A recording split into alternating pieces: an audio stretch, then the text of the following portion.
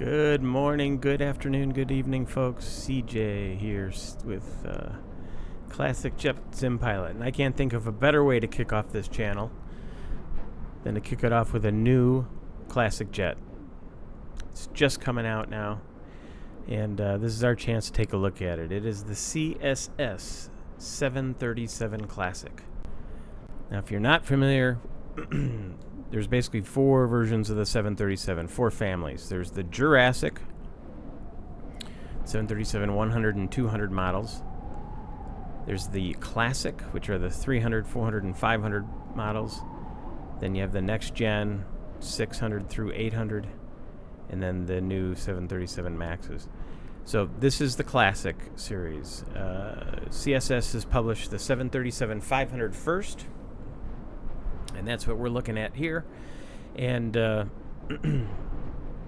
it's going to be followed with the 300 and the 400 series, and a cargo version as well, from what I understand. So CSS just released this to streamers, and I'm thankful for them for taking a chance on me with this new channel. And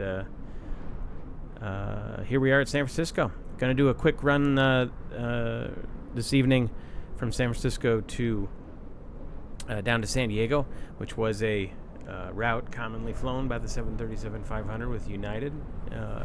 And I don't have a United livery yet, so I decided to go with blank.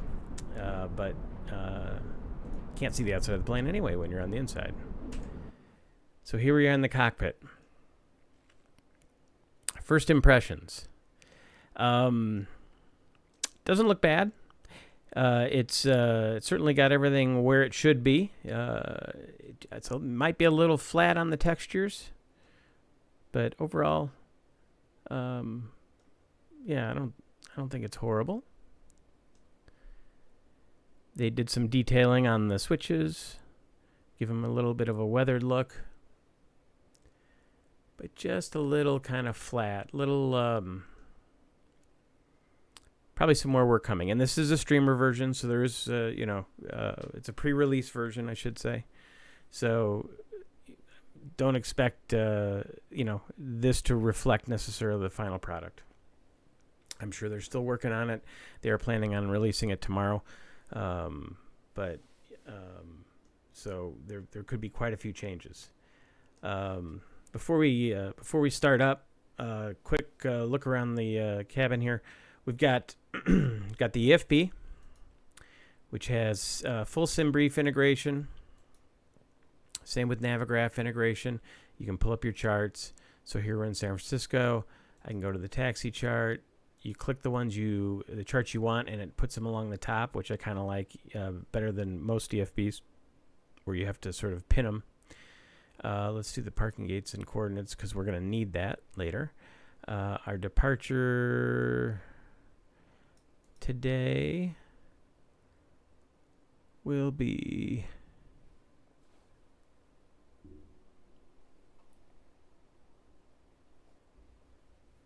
planning the Seagull 1 departure. And that's it. All right, so we've got, let's go ahead and load up the taxi chart. So can you remove that side panel? Yeah, you can. You can move the chart around. So not bad. I did use the options to turn it into night mode. Let's look at the options real quick. You got the general tab, the start. I guess you can have some sort of helper click spots, which I don't have on. You can have fast IRS alignment. You can set all the altimeters at once. I kind of wish they would have the breakout where it can be captains and first officers are linked and the standby is separate, because I like to use the standby to set the barometric pressure for the destination airport, for example, before I've come down below flight level 180 or into the below the transition level. So that would be nice to have them break it out. So you can have a selection here where it's captain and first officer, or then maybe as a third choice, all of them. Under the configuration, You can override the aircraft configuration, and that enables the option below, which is just 8.33 hertz channel spacing, which we don't need right now. Under the software tab, you can override software pins. Now, notice I have it set to pounds here, because that's what we use here in the US. Show plan, fuel, and toga runway position update. I believe the toga runway position update has to do with when you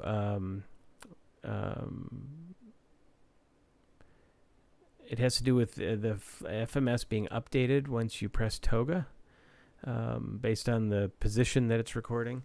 I'll have to study up a little bit more on that, but I believe that's what that's for. And then you can control which applications you can see on the EFB itself. This is kind of nice. You can unclutter the screen if you want. Right now I have everything on except for the 2 games. You can have solitaire and you can have spades. I guess have something to do if you're on a long flight. I also have the maps turned on to night mode. And I do have the SimBrief OFP data linked to Navigraph, the weather app, and the ground ops. And then I guess you can sign out of Navigraph if you want to. I've already pre-signed in.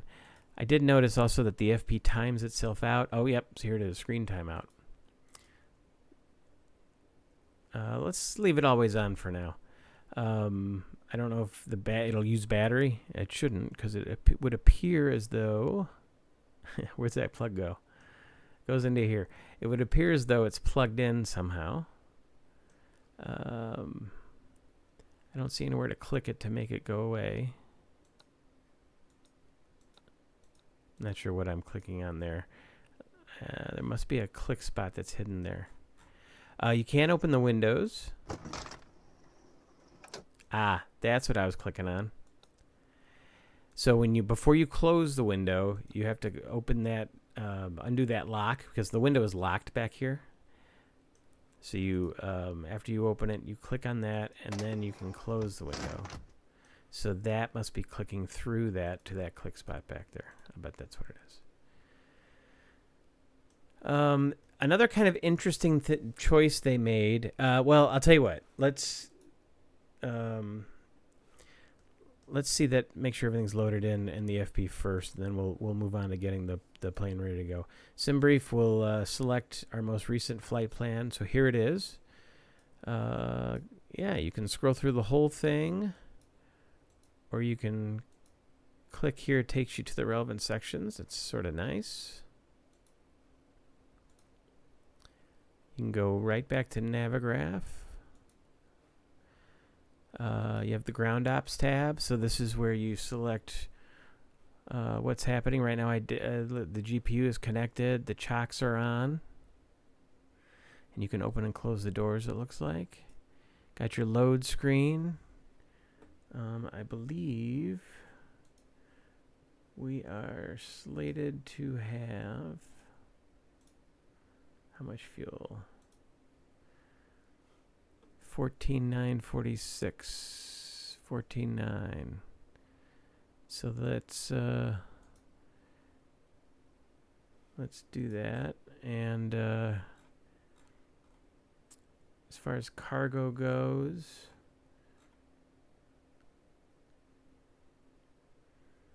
£5,300 of cargo, and only 43 packs. Is that right? Nope, we should have 96 passengers. So that doesn't appear to have transferred correctly. 96.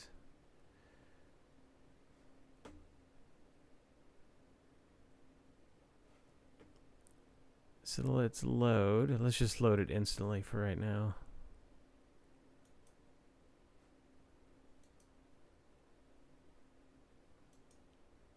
There we go. Bam.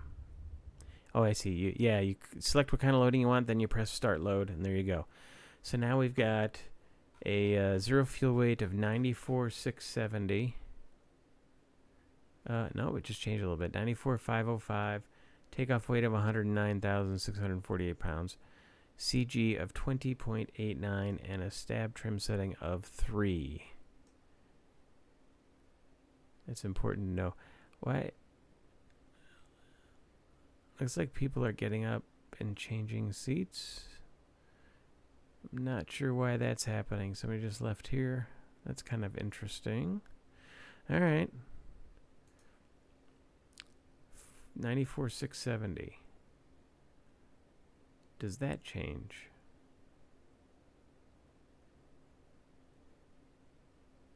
Nope.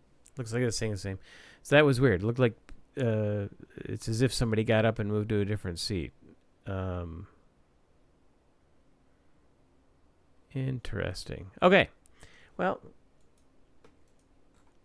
whatevs. We're there.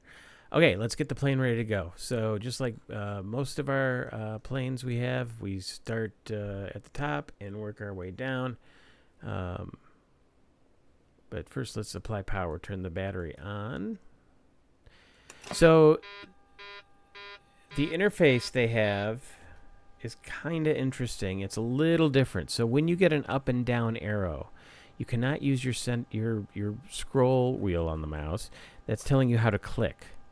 So, for example, here on the galley switch, right? Or, on the galley switch, when you have the down arrow, you click, it goes down, your left mouse button, or up. Spinning the mouse wheel does nothing. If you get the little curved arrow, then you can either click to move it in that direction, or you can spin use the center wheel. So there you go.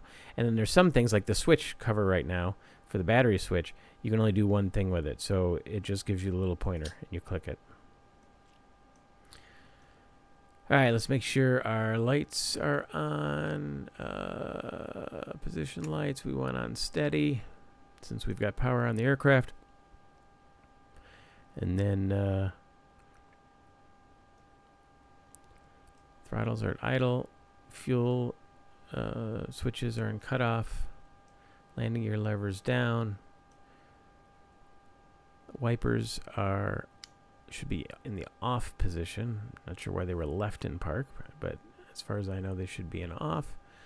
And the flap handle matches the indicator. So if, for instance, the indicator was at 1, for whatever reason, we would want to move the flap handle to that 1 position. So that way, when you apply power to the airplane, things don't move, which could injure somebody.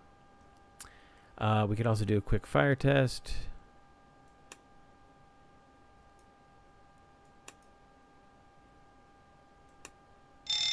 There we go. All 3 light up, plus the overheat. That's interesting. We're not getting the fire warning light, just the master caution light. Let's try that again.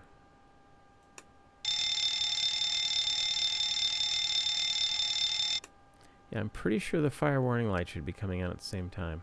All right, let's go ahead and start up the APU.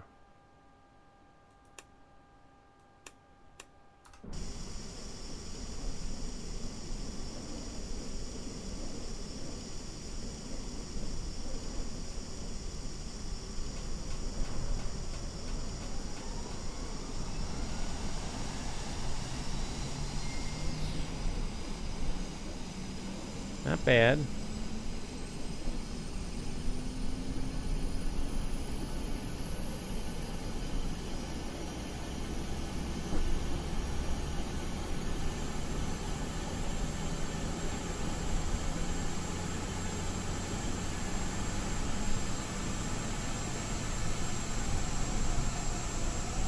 Yeah, that's not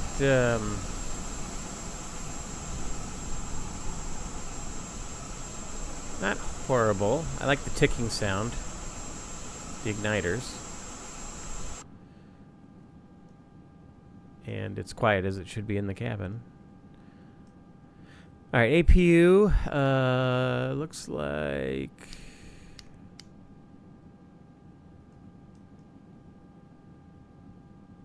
there we go. We got volts, we got hertz.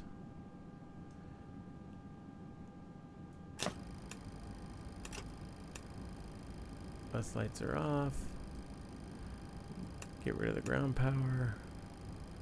And we can tell them to remove it. GPU. Oh, that's interesting. A little progress bar as they remove it.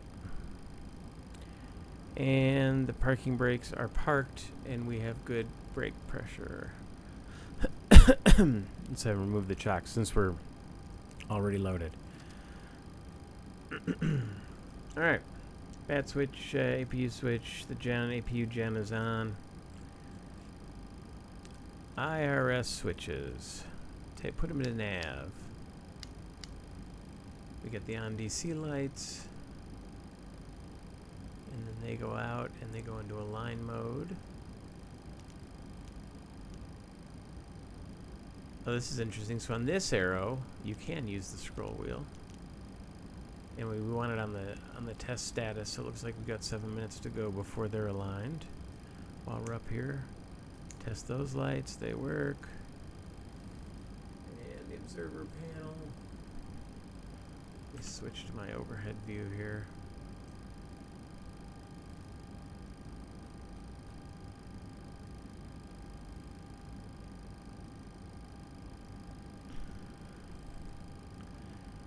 And then we shouldn't be getting a stall warning. Oh, we do. So number 1 should activate the stick shaker on the left. And that should activate the stick shaker on the right. Let me try that again. I wonder if you can tell that if it's doing one or the other. No, not really. Sound-wise, I couldn't tell the difference. Anyway, I don't mean to go into systems super deep on this this first one, and I don't know if the classics. I know in the next gen and on the Max, I believe power has to be applied for a few minutes before the stall warning test will run. So either it has run long enough, or that wasn't a thing on the classics. I do not know that. I'm not a. My experience in a real world 737 is non-existent. I have about 4 hours in a level D sim long time ago, but that's about it. Anyway, so yeah, yaw damper's not going to come on, so that's good. The nav switches, IRS are all in normal. Fuel pumps are off.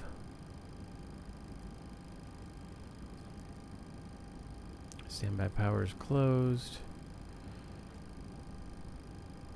Everything is set where it should be. APU gen is online. Oh, so one interesting thing they did with this is all of the lights are turned down, which is pretty realistic. But I noticed, let's arm those lights. I've noticed in most sim aircraft,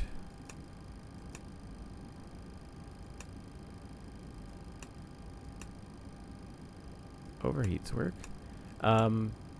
Like the screens are turned up and are bright when you get in the plane. Most checklists involve you turning the screens down when you leave. So here's another interesting thing, is that you can test all the bulbs, so that's kind of fun.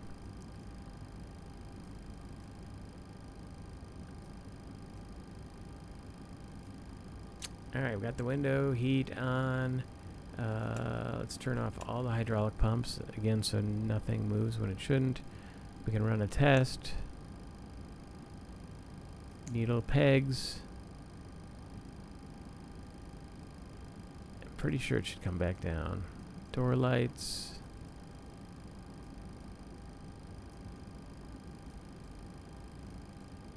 All work.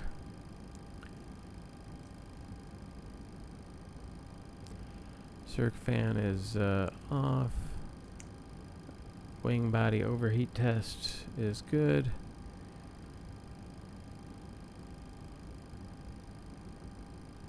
Let's put the recirc fan in auto. Let's put the left pack switch in auto. The isolation valve switch goes to auto. APU bleed can come on. And we'll run it off the left pack today. Today's an odd day, so we'll run it off the left pack. And then we are climbing to 28,000 feet, so we can put that in our flight altitude window here for the pressurization. The airport we're flying to, San Diego, is at about 17 feet, so we'll put 20 there.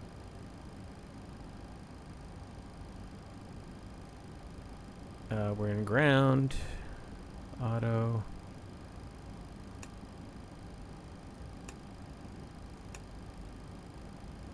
Oh wait, let's put it in a manual mode.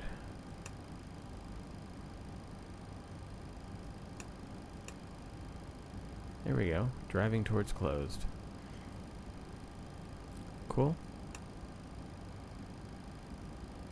Then it stays there. If we go back to auto, it should move back to wide open.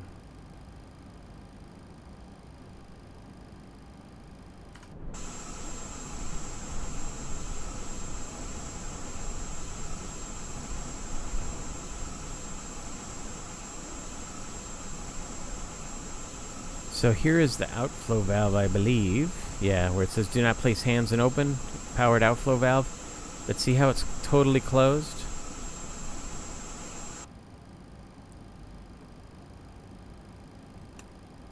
It should be open, and you should see it. Right? So there I'm moving it towards closed. So there it's about half. Or a little more than half. Oh. But visually, it is closed tight. So that's something that has not been animated. It seems to be okay on the indicator, and it's doing what it's supposed to do, but I would expect to see that animation on the outside of the plane. Alright. So now let's go to the main panel. You can move the yoke out of the way. There's a click spot here somewhere. There it is. Just kind of shortens it. Again, all the lights are turned off. So we'll just turn everything kind of up. Yeah, your controls for your HSI and your primary flight display are down here, right? On the newer airplanes, you've got the control panel up on either side of the mode control panel here. So we need to turn these up. So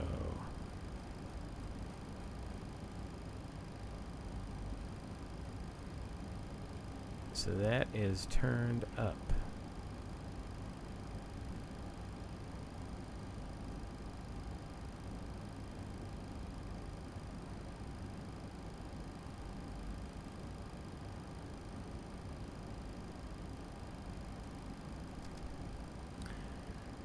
And then let's see, panel background and flood are up. Altimeter setting is here in San Francisco. Let's see, we're looking at 299.5.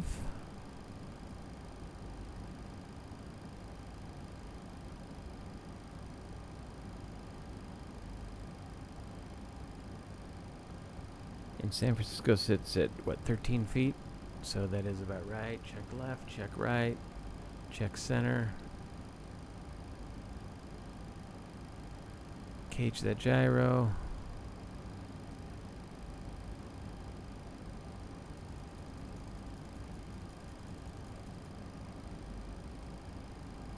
Oh, there we go. So the brightness for the yeah, this knob is the brightness for the primary flight display. Oh, I just clicked on the seat. So you can move the seat out of the way. Interesting. Yeah, so that's where the seat sits during flight, which is yeah,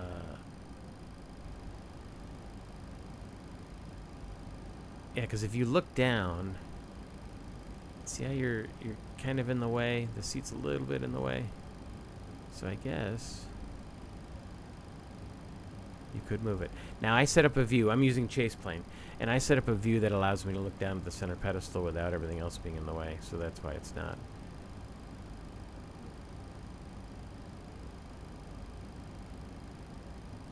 can turn up the lights on the center panel. There we go. That brings up our radial lights. And then our decision height reference on the ADI, which is set to 200 feet right now. All right, so going across, we've got all the flags we expect to see at this point because the IRS is still aligning. Oh, looks like it is aligned. So that means we got to brighten up the CDUs and start programming our flight. Altimeters are set, standby attitude indicators there. We can go to RTO on the brakes, and we've got our dimmers set the way we want them for the nav displays. Let me just turn this first officer side up a little bit.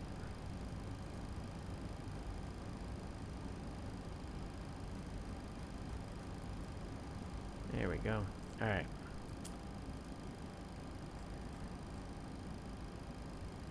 Now, one thing that they, now it's time to set up the CDU. So one thing that is going on with this inertial reference system is there is no GPS on board. So the airplane uses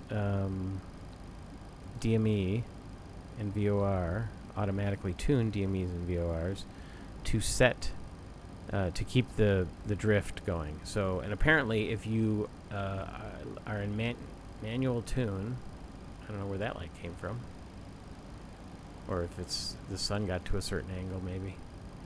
I don't know if it's modeled yet, but you should get drift in the IRSs if it's not updating normally.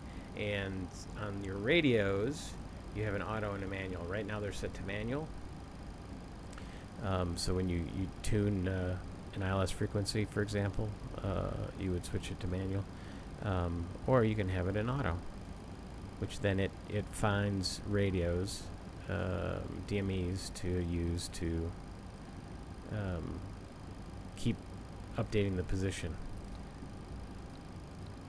We're at gate E12. I don't know if that's in the database or not.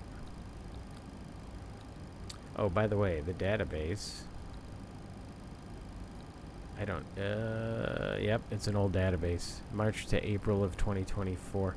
So that's the one that comes with the plane. So we'll have to update that before our next flight. IRS position. So we did load the chart that has our position. We're at gate Echo 12. So we'll go to here.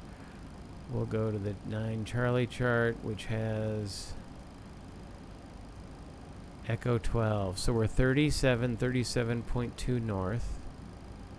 So north 37.2, and then we're west 122.23.1. 122.23.1. We can put that here, and bang, we now have set our IRS position, just not far from last position. So I guess it had an idea. And notice how once it confirms the location, confirms GMT time, and now we've got all our displays up. So that's good. Turn those down just a little bit because it is getting dark. I may move sim time back a little bit once we get going.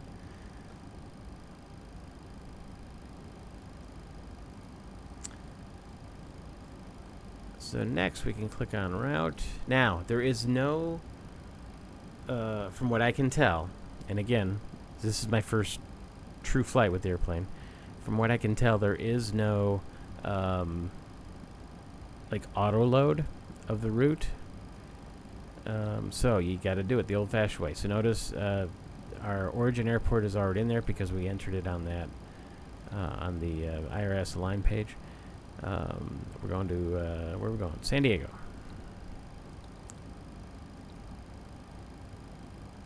And we're going to be taking off on runway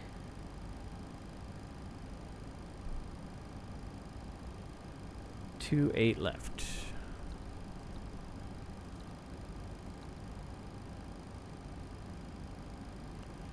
We can go to departure and arrivals. Departure, it should automatically select 28 left. It does. And the Seagull departure is not in the database. So that departure must not have existed last year. So that must be a fairly new departure. So what else takes us out to Young here?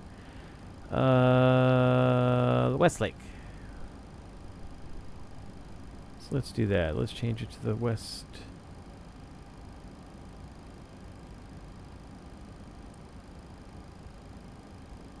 Or Westla. Westla departure. Alright. So let's load that up. Westla. Young. Off at 28 left. Good. And then San Diego, they're using runway 27. So let's plan on the localizer approach, runway 27, the Lindy transition, and that's the Comics 2 off of LAX. Oops, did I miss it? Yep, I did. Comics 2, LAX. Alright, so our route, Westla Comics. Awesome. Our flight plan is basically Westla 5, Young transition to LAX.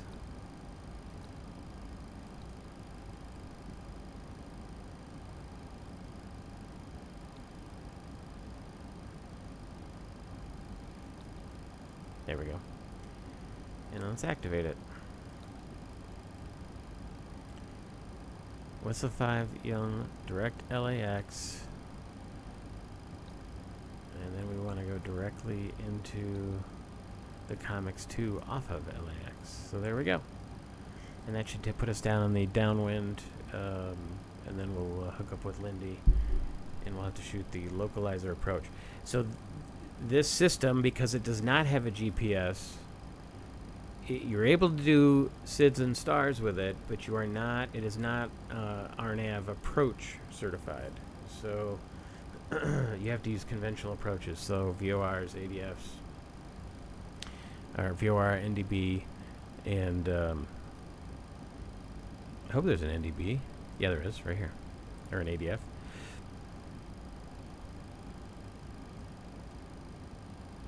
So you're going to be shooting ILS approaches, VOR approaches, localizer approaches, LDAs, SDFs, if there are any. Alright, so we got our route in there. Let's also load in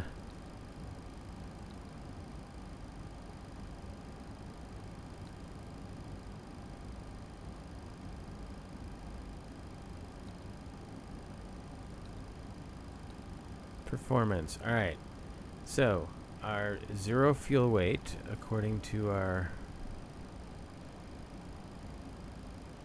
ground ops page, 94,670. Can I just click on it? No. 94.7. Bam. Our reserve fuel, we got final reserve of 47 plus 27. 47 and 27 is 74. Plus another 1,200 pounds. 80, 86. So 8.6 are our total reserves. Our cost index is 5 for this short flight. And our cruise altitude is 28,000 feet.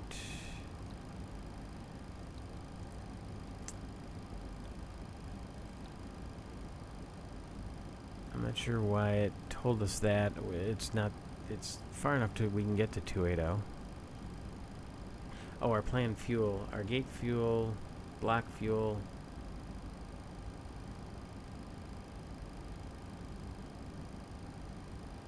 $14.9.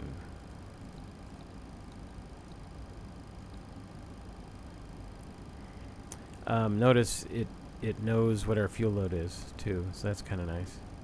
I must have an arithmetic error. Final reserve and alternate. Oh, it's because I put in our contingencies. Okay, yeah, no, just 7.3 is our actual reserves. 5. Our cruise wind today. 315 at 67. You know, this is a lot like the, whoops, didn't mean to do that. 315, 67. This is a lot like the Mad Dogs. And it's sort of the same era, so it's not really all that surprising.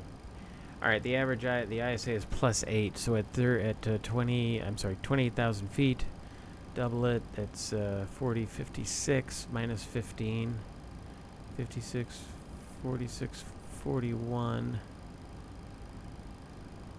and then 8 degrees warmer, minus 41, so that's 33.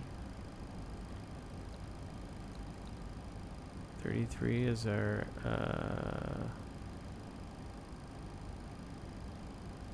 oh no, it's just asking for the deviation. So let's call it +8.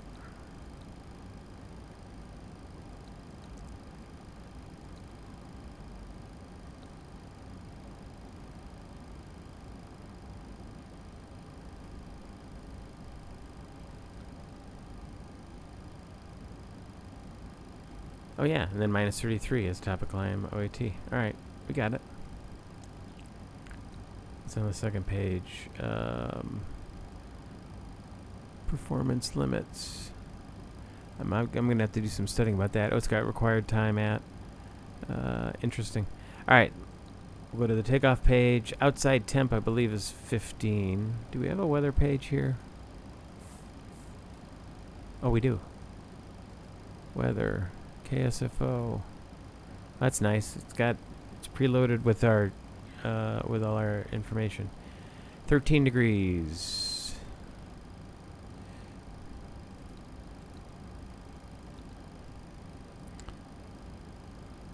All right, let's do our performance calculation. So, performance SFO 2.8. Let's go to 2.8 left. Plan on flaps 5. Anti-ice is off. Bleeds are on. No MELs. Wind direction. Our wind was 270 at 24. 270. 24. Climb. Improved climb is normal. One-way condition is dry. It's 15 degrees. And our QNH in millibars is 1014.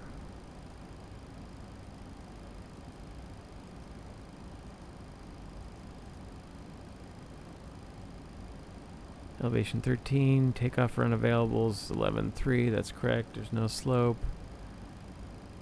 Oh, it's interesting that our weights here are in kilograms. So even though we changed it to pounds, it is kilograms. I'm assuming it's done the conversion, and we're taking off at 34,000 tons.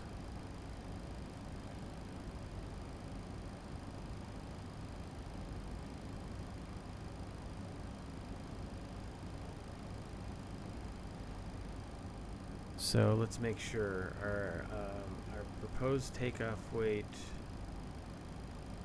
should be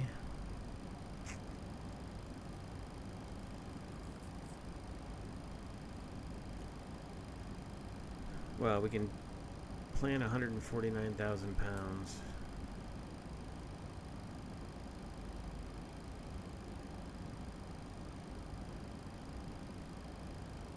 just to be conservative. And that gives us an actual takeoff weight of 67.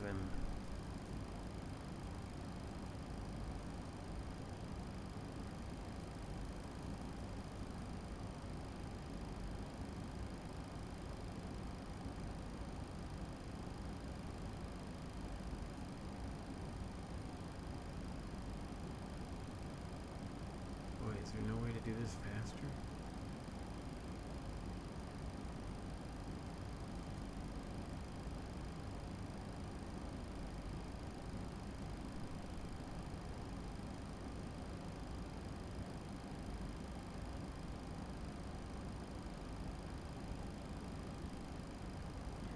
Alright, sorry about this. It also says our max takeoff weight is 60,000. Am I doing something wrong? Oh. I'm sorry. Alright, here we go. I'm rushing. 109,000 pounds. That makes more sense. 109,648.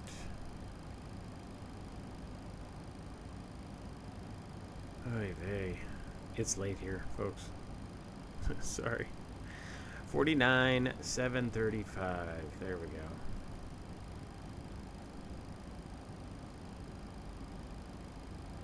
And that is below our performance based takeoff max takeoff weight. 49,735.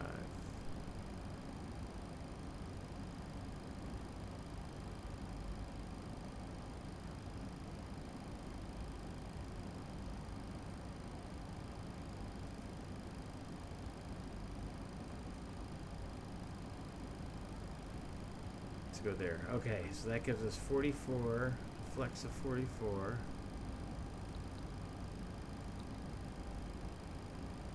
And then 31, 32, 38. 132, 138. And we can execute that. Alright, pre-flight complete. We'll put 138. Now I noticed the glare shield control panel or the mode control panel does not respond to my Honeycomb Bravo. So we'll have to click. 138. We're going 28,000. We'll go ahead and do that since we're up here.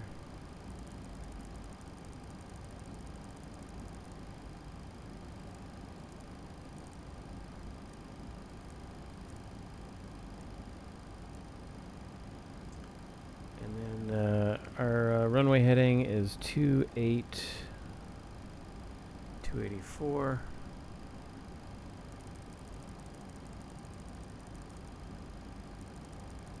There's a delay in how that display shows. 284. I like to set it here as well. It gives us the arrow. Again, just another confirmation we're on the right runway. And also, if we do need to come back around and land in a hurry, at least I've got the course set.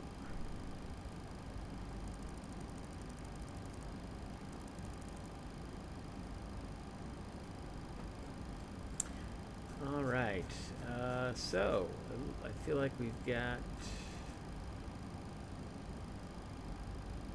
everything set. I like the legs over here. We'll leave takeoff here. We are direct Westla, then Porter, or Port, Foil, Libo,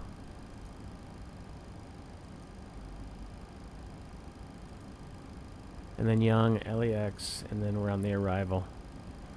Marvell, Spidey, Gambit. Alright. I think we are ready to go.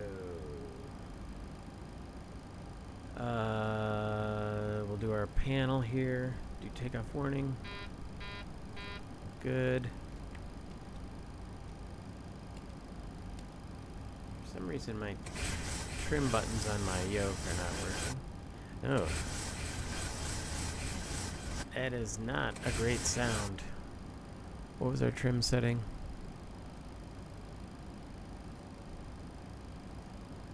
On our load page, 4. Looks like we're there. We're on 4. We're not using our VHF radios. Our transponders set to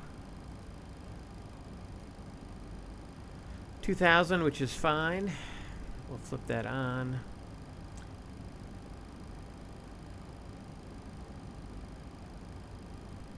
Oh, and let's make our selections. I like airport, I like data, and I like traffic. Whoop, that's TCAS off. We want it on. Excellent.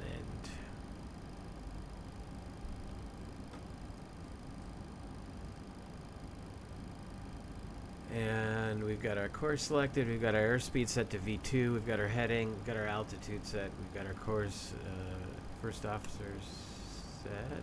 Oh, where's the button?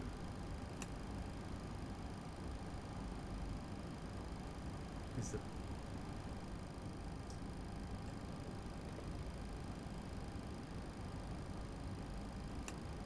Oh, button's in the wrong place, folks.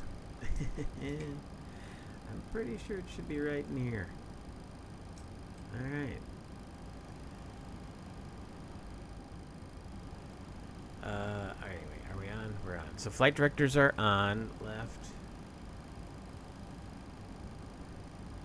Good. Alright, I think we're ready for pushback. And it's getting pretty dark out. I'm going to turn the time back a little bit here. 8:29. Let's go here. All right.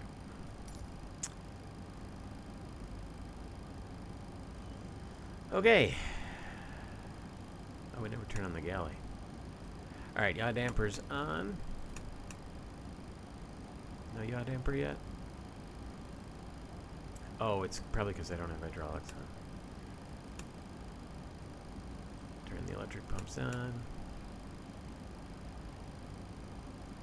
What am I missing? We're all aligned.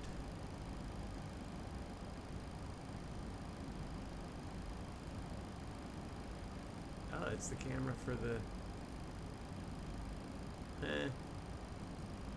It's pretty cool.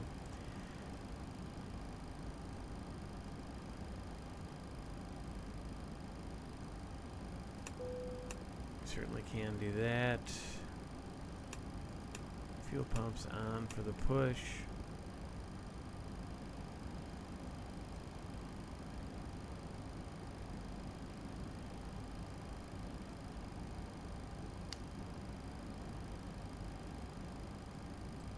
Trying to see what I might be missing here.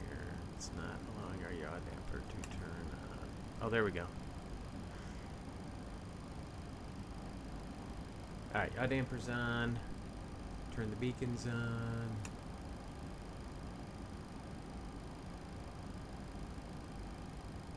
And let's call for the pushback.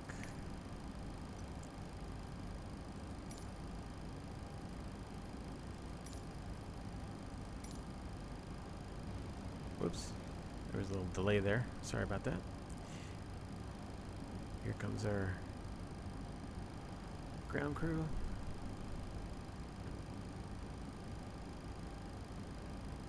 Hello, Captain. We are ready for pushback.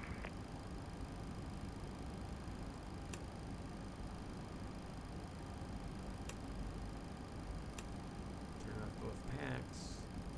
ISO valve goes into auto.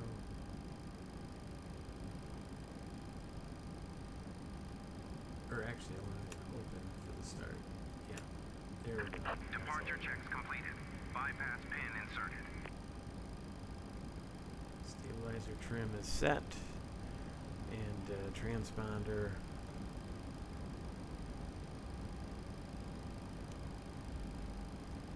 Go to TA only.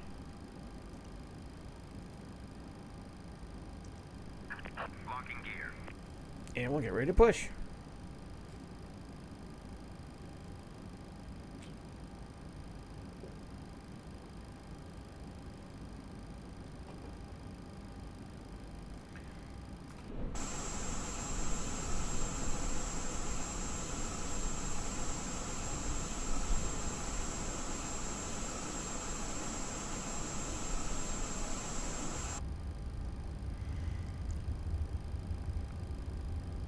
Need to change that. We want to push back nose left. Release parking brakes, please. Oh, so I'm pretty sure in the real airplane. I know in the next gens, in the 800s, Parking brakes, please. when I press the toe brakes, the parking brake should release. Commencing push. All engines clear. Start at will. Alrighty. Here we go. Alright, we'll start. What is that noise? Yeah, look at the glare shield moving. We have a haunted glare shield. Alright, engine 2. Go to ground. Let's see what that sounds like.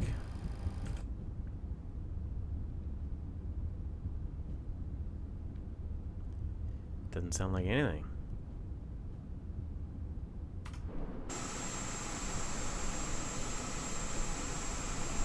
It's also hardly moving.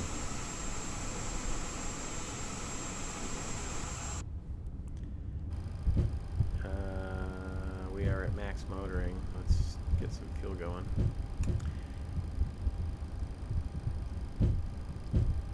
Good light off. Now we're getting engine sounds.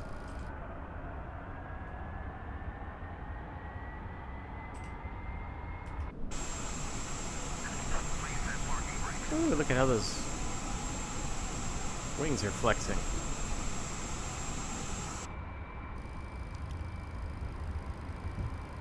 Alright, so that is something to take note of. The engine sounds don't really match up with what's really happening. Alright, let's start number 1.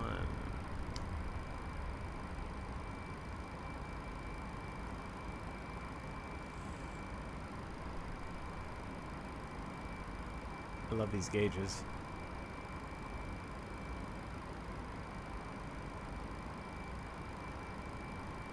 At 25% N2, we will introduce fuel.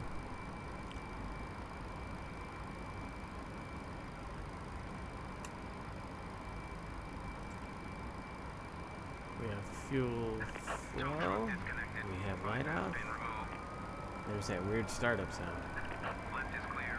Right is clear.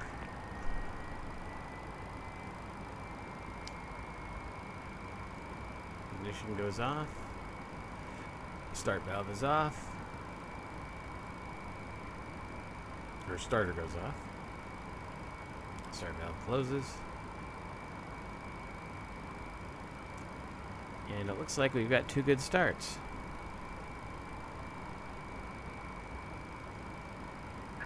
Clear to start engines. Thanks. Alright. Yeah, I think we're all good to go. Okay, so now we can turn on the gens. Whoops. Turn off APU.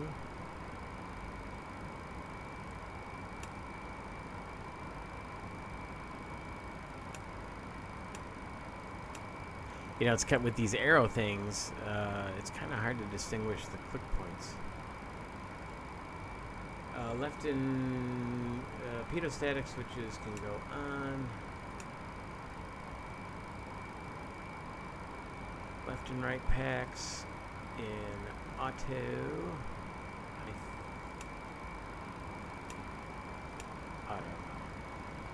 Auto. There we go. Isolation valve goes to auto, which is in the middle. And then the packs are on. APU bleed switch is off. APU is off. Oh, the flight ground switch can go to ground. I mean, flight.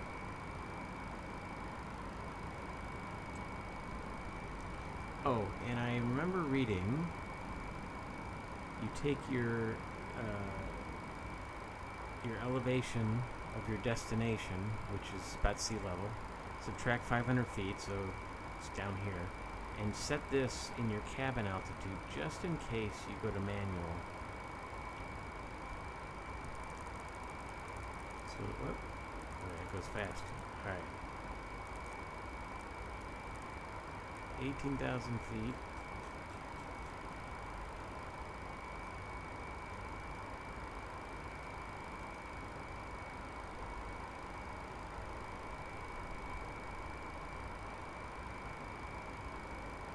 And we'll put our engine start switches into continuous.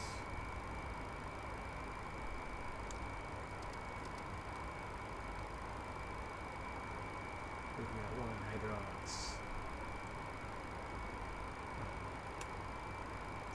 Yeah, we should turn those on. Thank you. That's why you do that check. There we go. Now it's clear. Okay, let's run through our checklist real quick. Just make sure we didn't forget anything.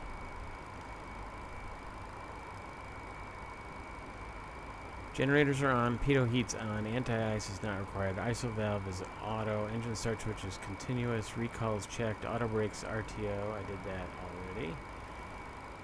Engine start switches are in the idle detent, flight controls checked, ground up equipment clear. Let's check our controls. Everything's moving the way it should.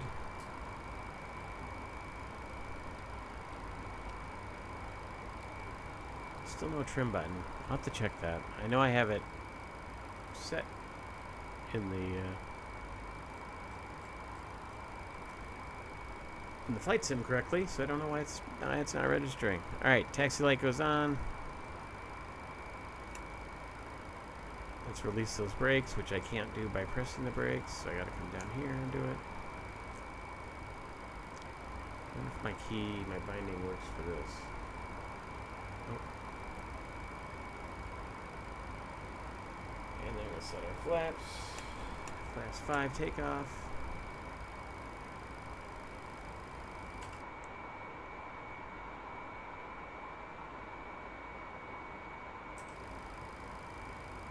Well, that's interesting. See how the indicator's at 2, just now getting to 5? Yet they're not moving. Alright. Let's go.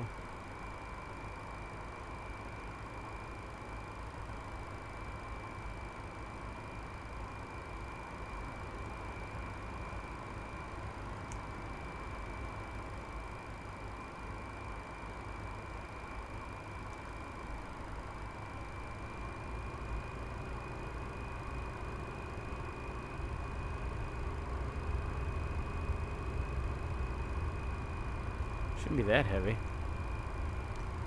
Seems like a lot of power.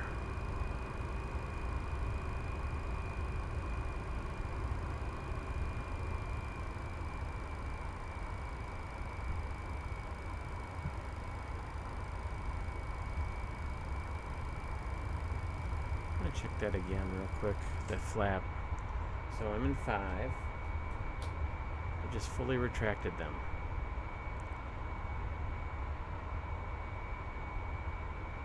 The flap should be coming up first. That's a little too much wing flex for my taste. Nah, they're going up. It's almost like flaps 1 should just be slats, yeah?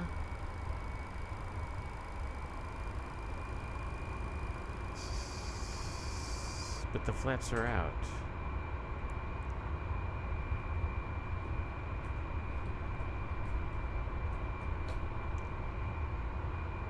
So I've just gone to flaps 0.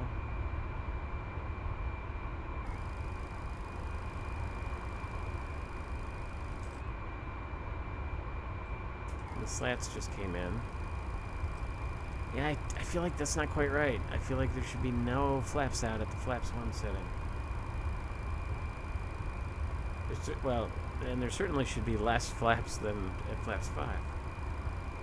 And there it just said the leading edge flaps came in, but they'd been in for a little bit. Something's out of sync there. Yeah, let's get out to the runway and head to San Diego.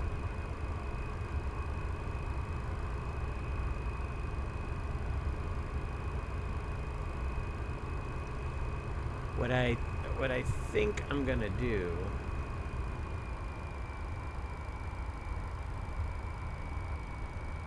is we'll just get to San Diego as quickly as we can, and then maybe we'll do a more complete systems check. So, and we can talk about systems once we get in the air because we'll have a little time at cruise. But that should be CSS's specialty, because from what I understand, that's sort of their business. Before they started working on this product for Microsoft Flight Simulators, they worked with certified simulators in building some of the systems code. So, I mean, so far system-wise, as far as actual systems go, I don't feel like I have any complaints. Like the things are happening in the cockpit and with the indicators the way they should. Now, it's not always lining up with the visual model outside, right? So we had the outflow valve, which was remaining closed when it should have been wide open.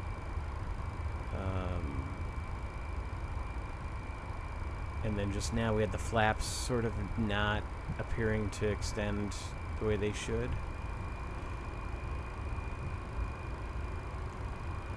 So I also like how I brought the power up fairly evenly. You can see our N1. Match them up a little. See, our N1s are together, but the EGT is a little bit different, and N2s are matched. So I like how the engine instrumentation is not like exactly the same for both. That required a little bit of a split throttle. So here I'm at idle on both, and you can see the N1s are just a hair different, and temps are hair different. So the number one engine is just overall running a little bit hotter. All right, let's get the show on the road here.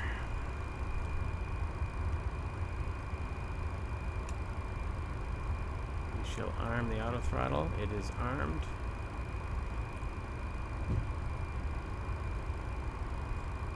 So we'll do a normal takeoff. Bring it up to about 50%. Let them stabilize. Make sure they look good, and then we'll activate toga with the toga button.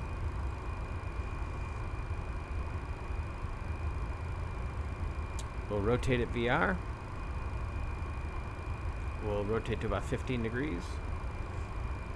We'll want to go to V2 plus 10. It's 148 knots. At about 400 feet, we'll engage LNAV and VNAV, and then we'll follow the flight directors, because this is an RNAV departure.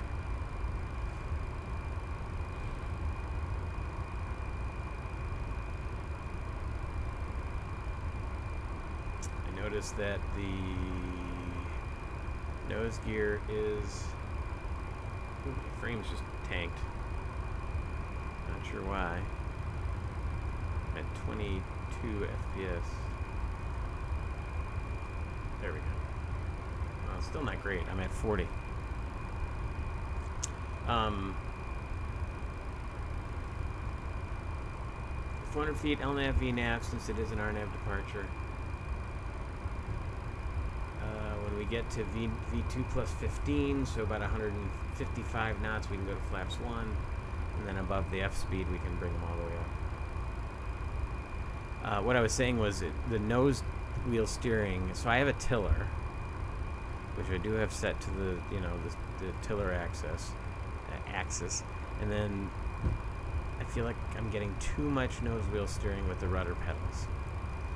And I noticed in the EFB it did not appear as though there's a way to separate the two like in other airplanes. So that'd be nice too, is a separate, if you do have a tiller axis set up,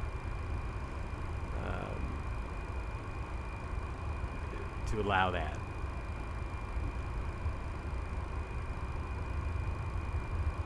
All right, we're approaching onto 28 left.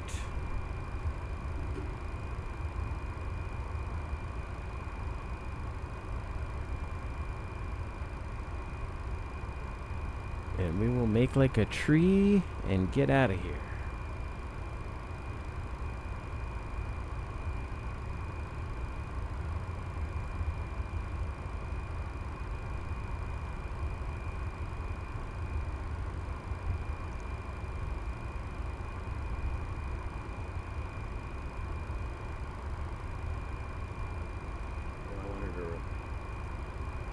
this, so let's do that.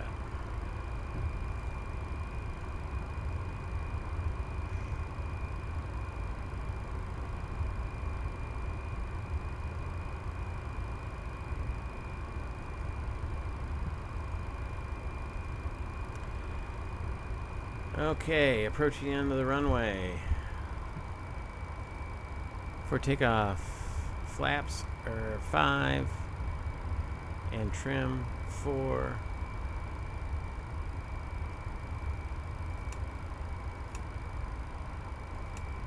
Light everything up.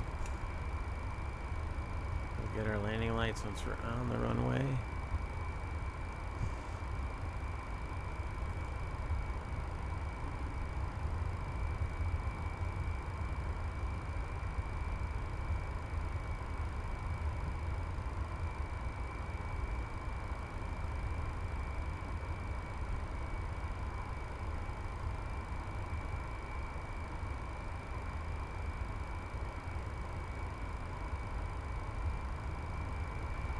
No traffic turned on, so there better not be any.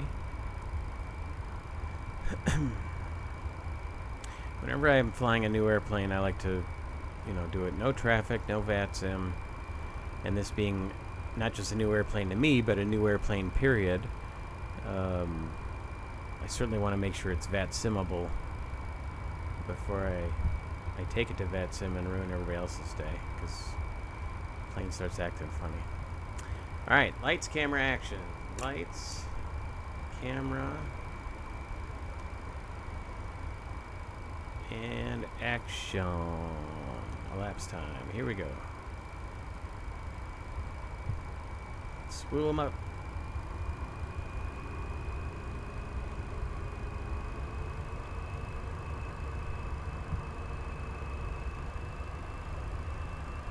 Toga.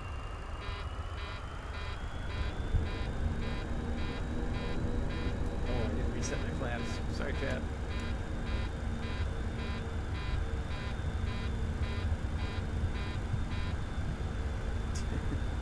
Rookie move. Not a 737 pilot. V1. Rotate.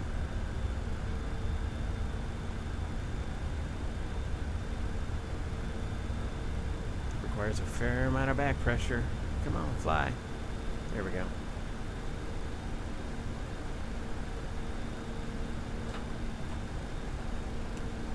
You're up.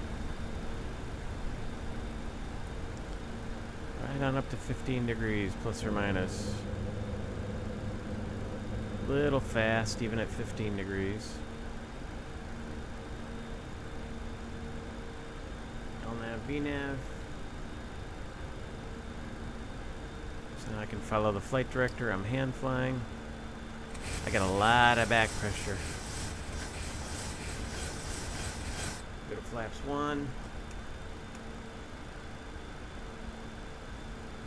flaps up.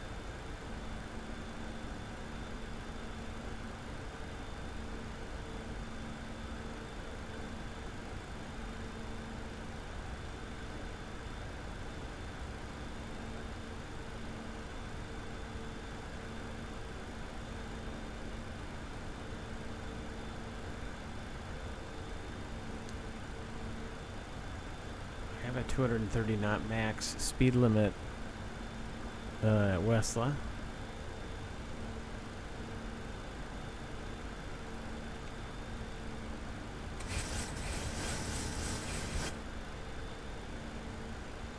Boy, that trim noise is a little much. The trim is annoying enough as in the 737. Don't need to make it more annoying. Alright, we're outside of Westla. We can accelerate to 250 knots. Still hand flying.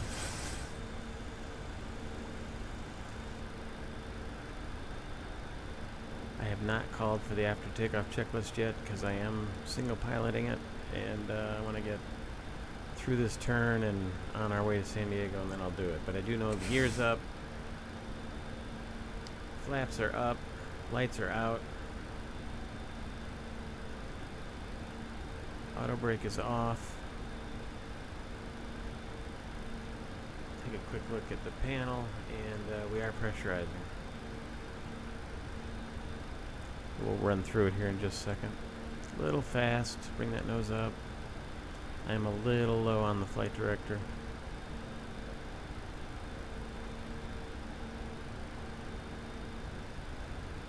Going through 9,000 now. She's climbing pretty good. There's 250 knots. Bring the nose down just a hair.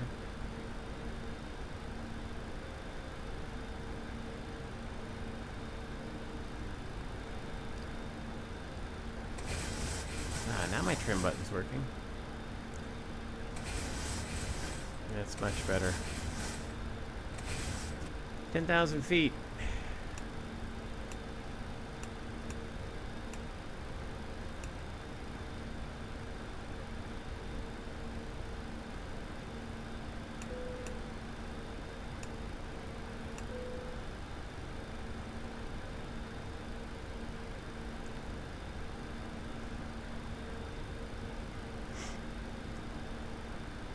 Should have leveled the wings before I went to mess with the chimes. Alright, we'll bring it back. We'll go direct port.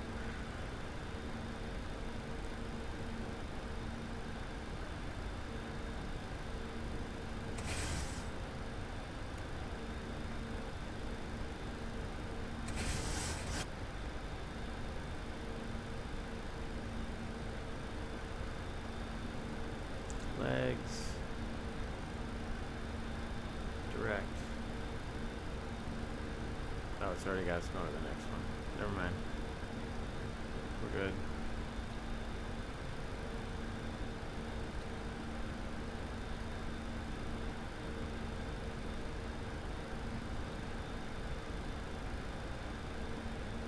Direct foil.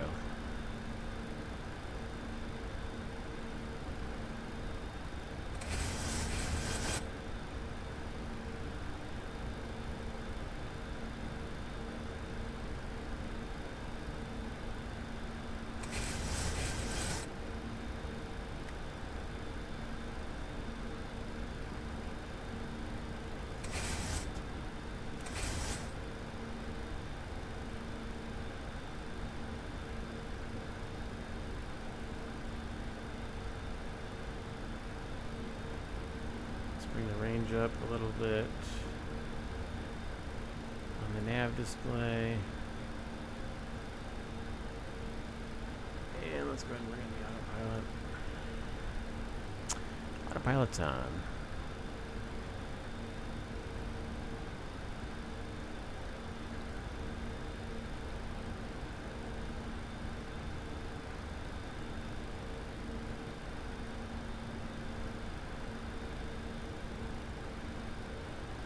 Through 18.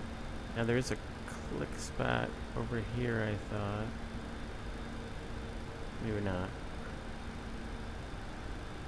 2992. 2992. Get the rest of our lights off.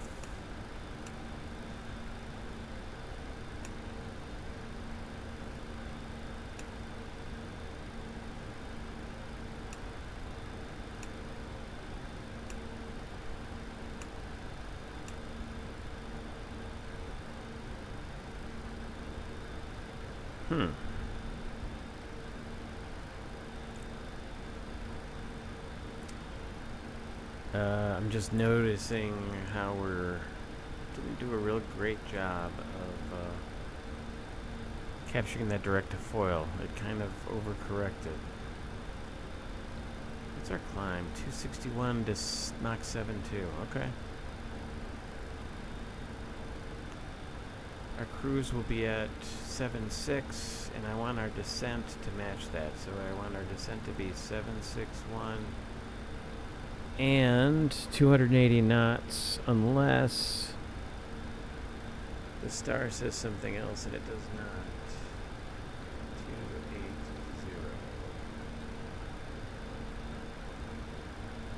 That's cute. All right. Yeah, now we're turning back to the left.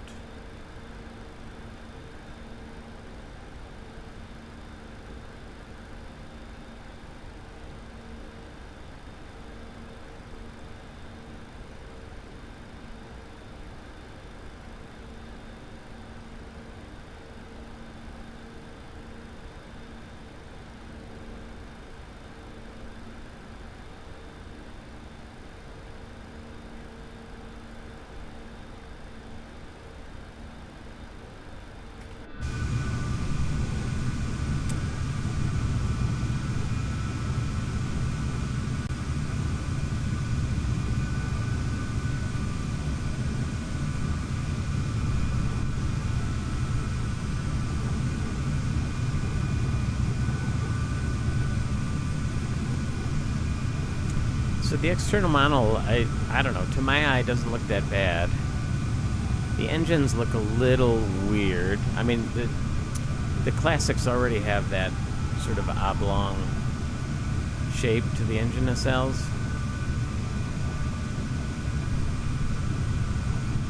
I was not a fan of the wing flex during taxi.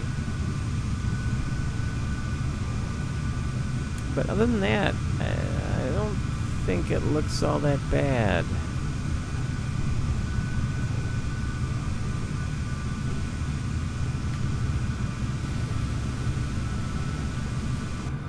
It'll look better with some real liveries.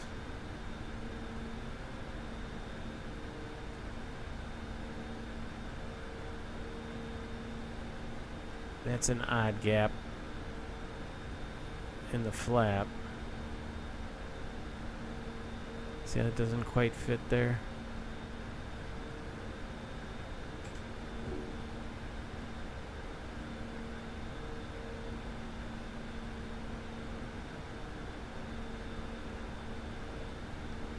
Yeah, I don't know if that's right. Looks like the flap is a little lower. I would think that should fit in a little tighter. I also don't see the aileron moving much in the turn. Like now we're turning back to the right. That aileron does not appear to be deflecting.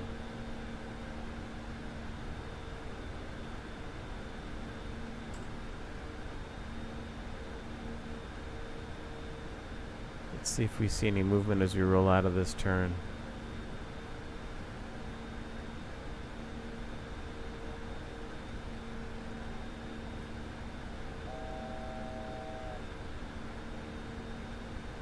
Nothing. Yeah, the controls aren't moving the way they should.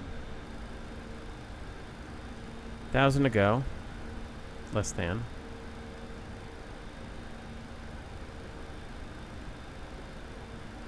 Speed and path, and we're leveling off.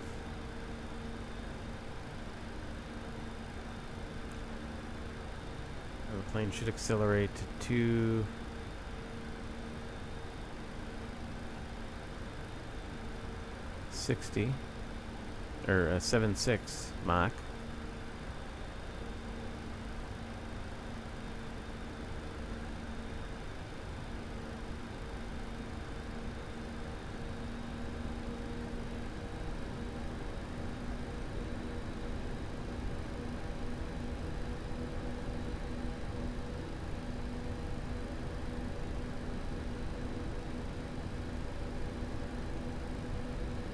So it's interesting that the cruise limit was higher than the climb limit. Because I would have assumed, again, I'm not a 737 pilot, I'll have to research this, and if anybody knows, please feel free to put it in the comments. But the D rate should wash out as you climb. Right? So, we did take off with a bit of a D rate with the assumed temperature. And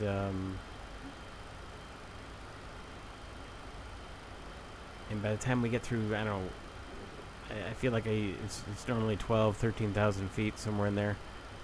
That should sort of wash out. So then your climb limits should be higher than your cruise limits.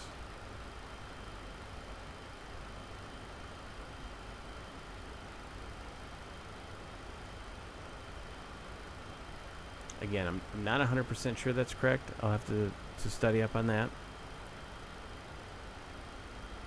So here we are at cruise, 7.6, 28,000 feet.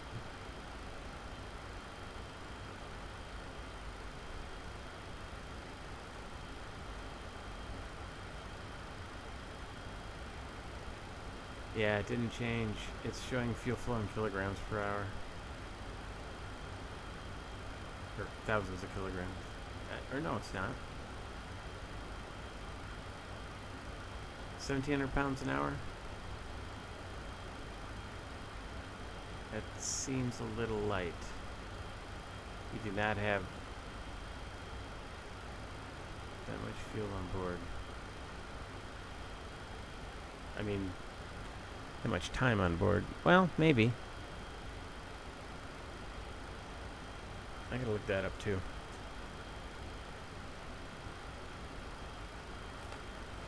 I happen to have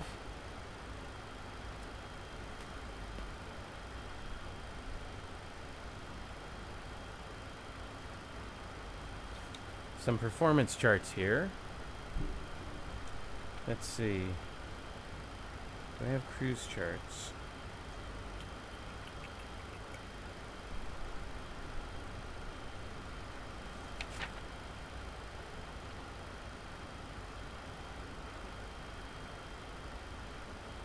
I do not. Darn it, that's what I want to look up. Performance weight limits, flap zero stopping distances.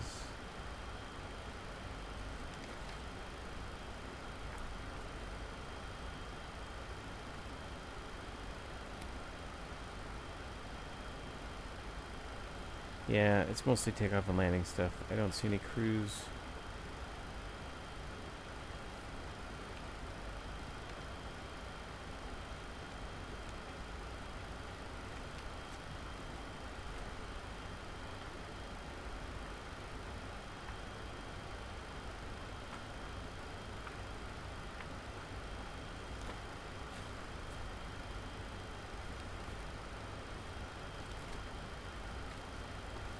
Womp womp.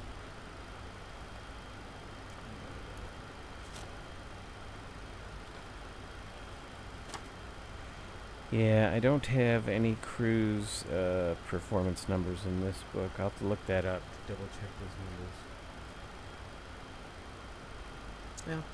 Well, they're not, they're what, 20,000 pound thrust engines? So maybe that's not so bad. Maybe that's reasonable.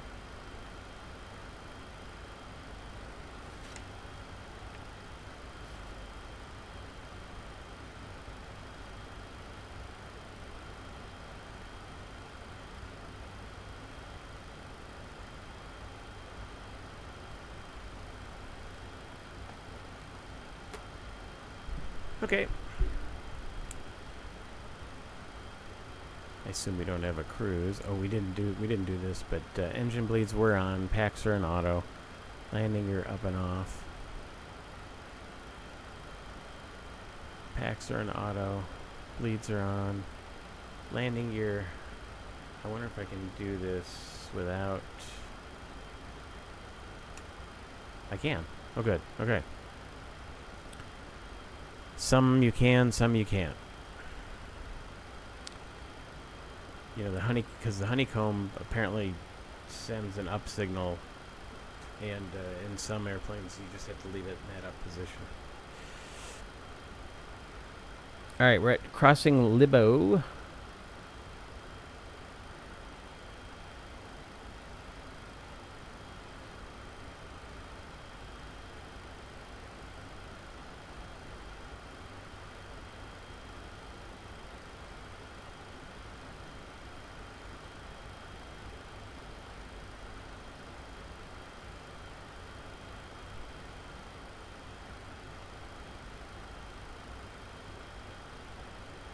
We really already passed our top of descent that quick?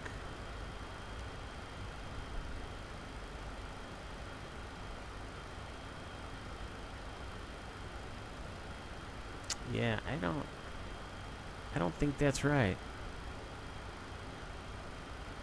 Because we're not even at Young yet.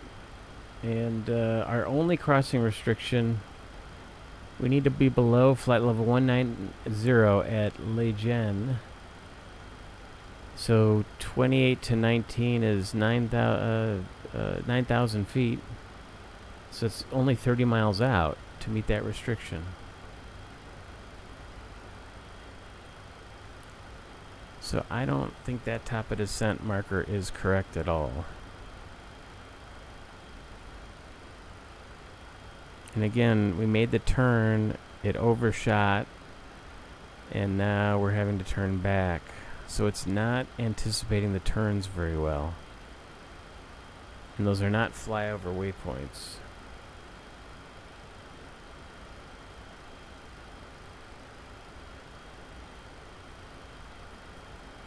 So we've got about 47 miles to go, or no, 37 miles to Young.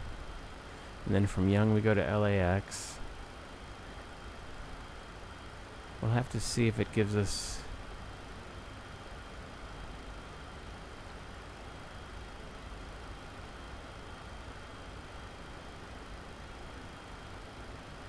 Doesn't give us a top of descent there.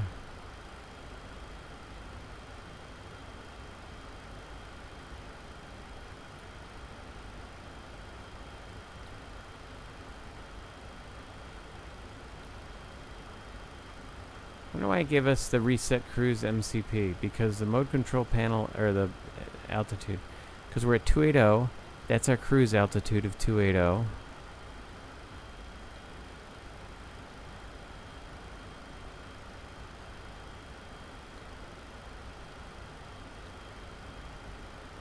Cruise altitude 280.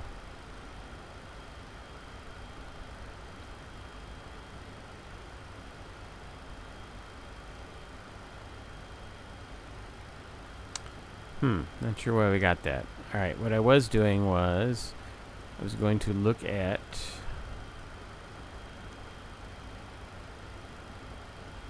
don't even see LAX yet. Yeah, I can't see it. Let's take out the airports. Yeah, there's LAX way up there.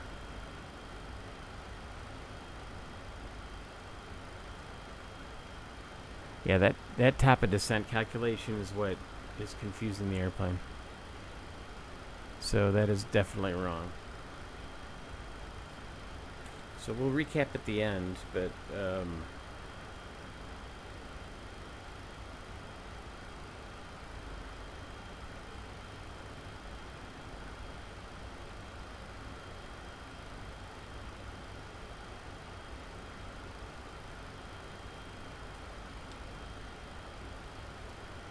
so anyway, now that we're at cruise, a little about me. So I am a pilot. I am a former commercial pilot. Came up through the civilian ranks, so through general aviation. Went to an aviation academy after a couple of years of college down in Florida, long time ago. But I already had my private license. I got that when I was in high school. When I was 18, I got my private license. And then after a couple of years of college, I decided to go to this aviation academy and get, my commercial license, instrument, all 3 CFI licenses. So I was a flight instructor, airplane, multi-engine, and instrument.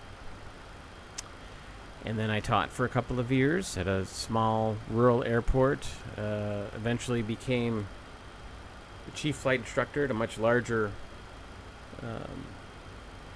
sort of satellite airport around in the Chicago area. So one of the major airports that surrounds O'Hare. One of the busier general aviation airports. And then from there I flew freight. Got a job flying night freight, and flew Cessna 210s and Aztecs. And then eventually I got a job from there. I moved on to charter flying for an outfit in central Wisconsin. That was a great job.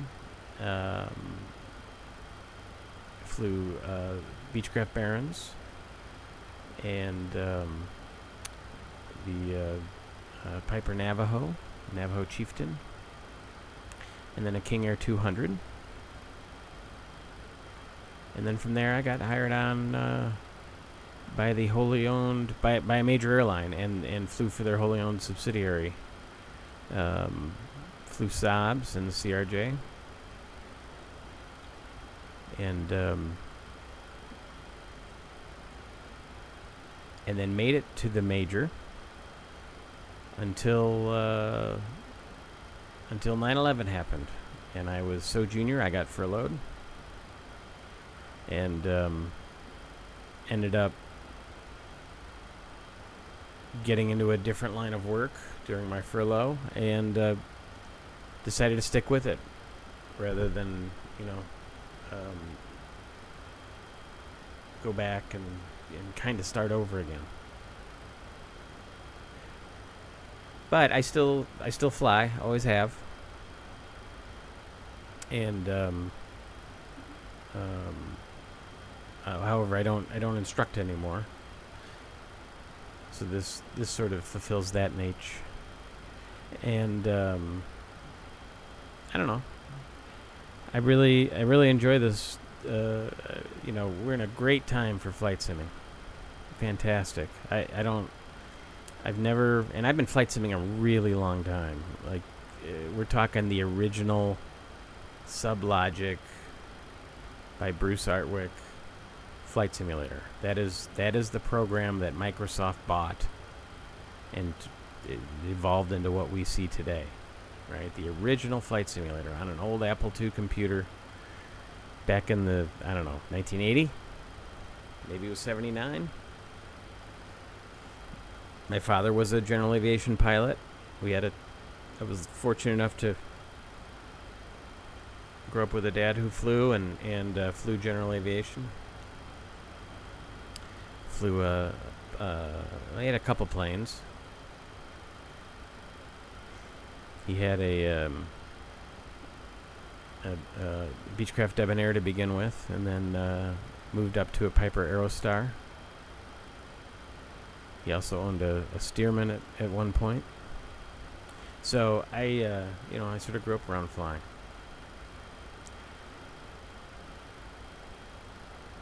And I can honestly say that it is a passion of mine, even if I decided to, go to a career outside of aviation.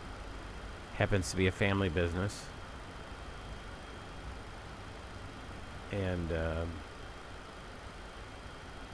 so, I've had a nice, wonderful, long career outside of flying while still maintaining my flying. And who knows, I got a few years left. If the right opportunity came along, I might get back into commercial flying. But for now, I'm happy to do this and share my love of especially these classic jets with others. There's a lot of terrific streamers out there that stream all sorts of great airplanes. I subscribe to a few. And I love the content that they make, and they all sort of inspired me to try my hand at it. And I'm sure this first one isn't anywhere near as polished as a lot of theirs, but I hope you're enjoying this first look at the CSS 737-500, Classic 737 on Classic Jet Sim Pilot. While you're at it, hit the like button, hit the subscribe button. I'll try to put videos out at least weekly, and we'll always feature some sort of classic jet. And I'm gonna go with the 25-year mark as far as classics go. It's got to be a livery or an airliner, an aircraft that was really at its prime, or at least out there 25 or more years ago. Which is nice because it opens it up to some planes that some people might call classic, and others might not even realize that they're that old, right? Like the Airbus A320.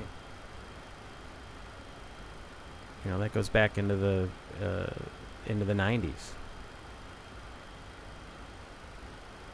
I mean, that plane that had been in the fleet 5 years when I got hired by an airline.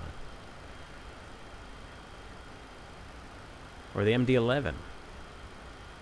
A lot of people don't realize the MD-11 is actually younger than the Airbus A320.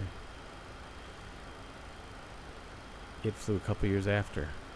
But then there's also some true classics that will fly, right?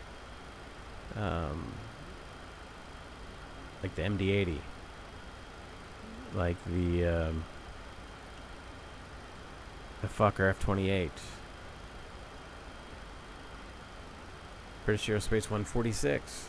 So there's a lot of great add-ons out there by a lot of great publishers, and I can't wait to And I hope you enjoy it. I hope I can, if not, just make an enjoyable stream, and that it's, I don't know, maybe I'll be able to throw in a tip or two. It's amazing how much people learn by studying and flying these aircraft.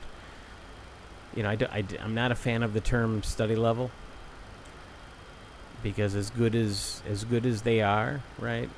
And there are some excellent aircraft out there. It's not like you could step from this into the real thing and just fly it, right? It's not like a proper level D flight simulator that allows you to earn a type rating in an aircraft without ever having flown the real thing, right? That's study level. But I will say, a lot of the add-ons nowadays, right? I would have no problem using to literally study if I were to go get a type rating today. And I got to tell you, what I see so far in this airplane, systems-wise, is pretty good. Other than the sounds, which I'm not talking about. The textures are kind of meh. I appreciate the fact that they built in some really cool little wear and tear. Let me slow it down a little bit.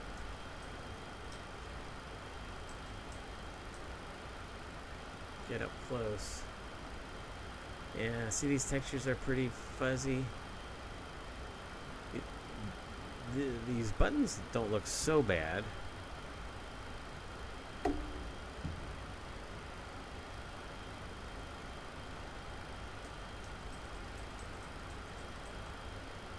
But these textures are leave a little to be desired. But again, the actual displays on the gauges are pretty slick.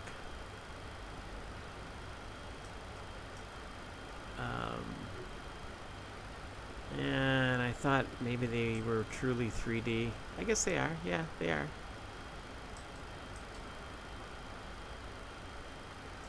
Oops, I'm a little close. I'm getting into the instrument here.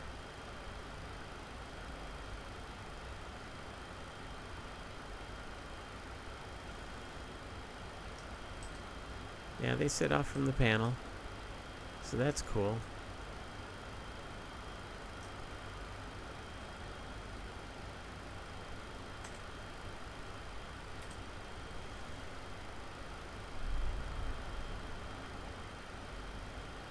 The external model needs a little work.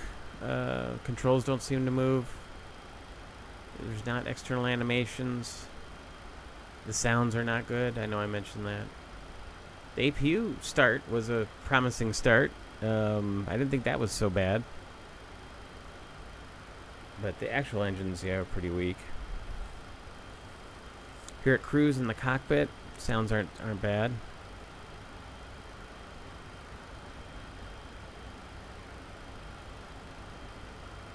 But when you get up close on some of these textures, actually the center console doesn't look bad. But it's not great. The McDo has some suspicious, the FMS has some suspicious behavior. It's overturning and then having to correct. It computed a bad top of descent. Which reminds me, do I have the data on here? I do. Because I want that on there so I can see my constraints. Although I only have the one. 75 miles to Los Angeles.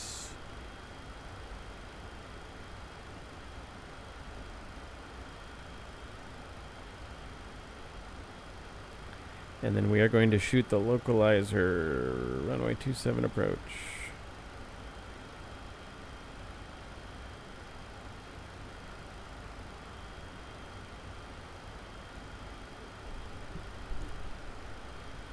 We cannot shoot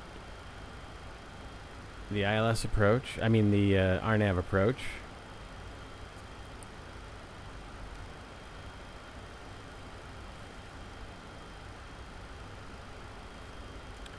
because the nav system is not certified for that.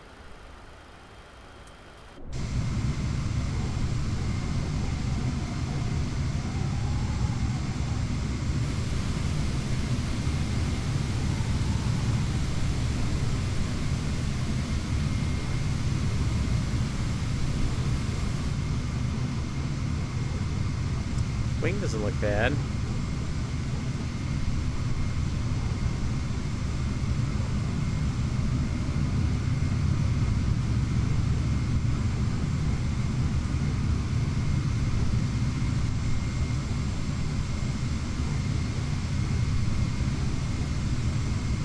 I like the dirt behind the wheels.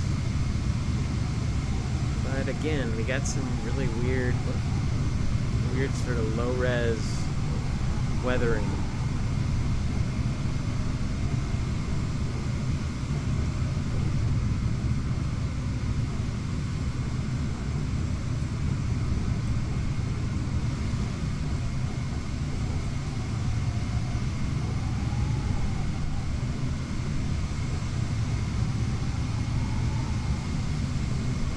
See, it's that weird flat. Well, I'm not in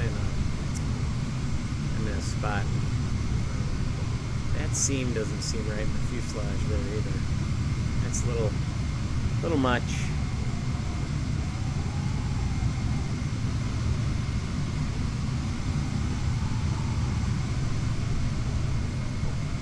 Yeah, those seams should definitely not be there quite so prominent.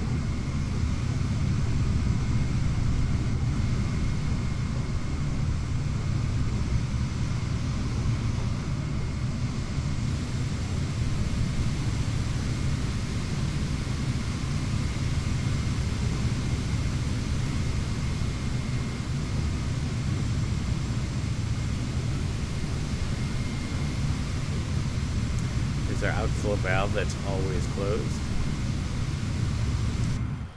So yeah, you know, it's not unlike another classic jet that I love to fly, and that visuals are a little subpar, and it seems like, but there does appear to be a bit more systems depth here than normal.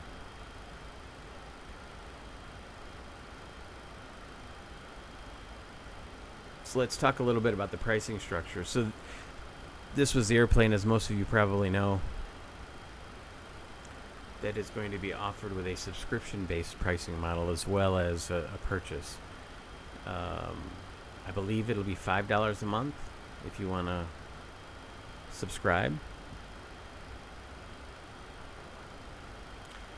$50 a month, $50 a year. And then $120.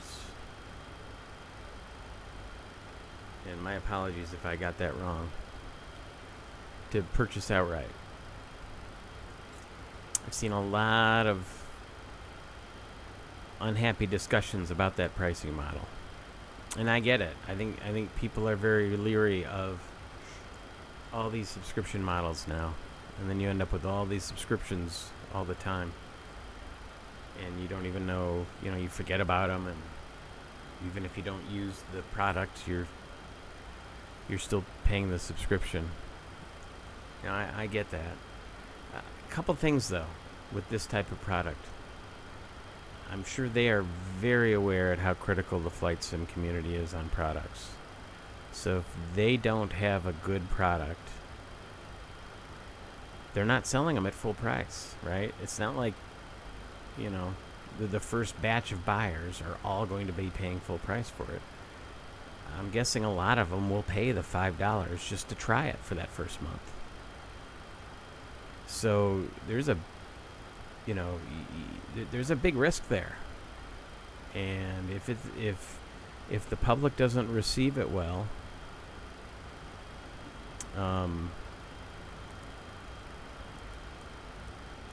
there's a lot of money there that never gets realized, right? Because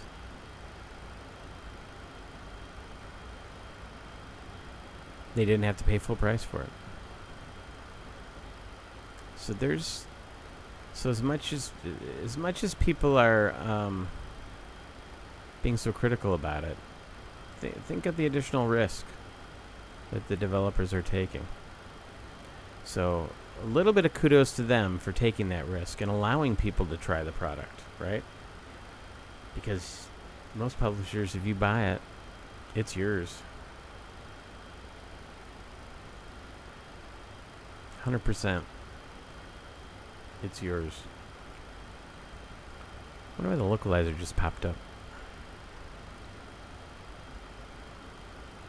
Oh, it's because it's tuned into a localizer as a DME. I did not know it would do that. And that's interesting. I don't know if that's correct.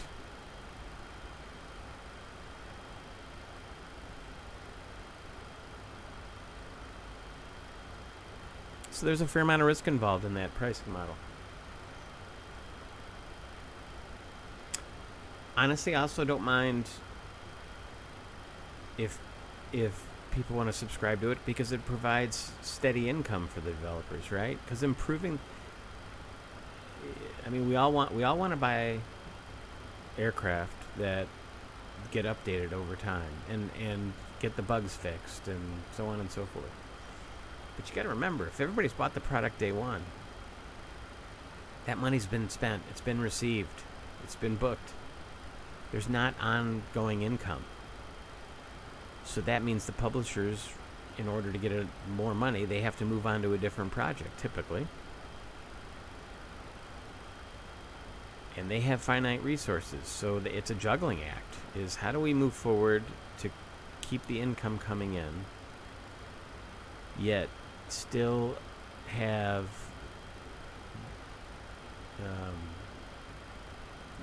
human capital to work on the old projects, to keep improving them.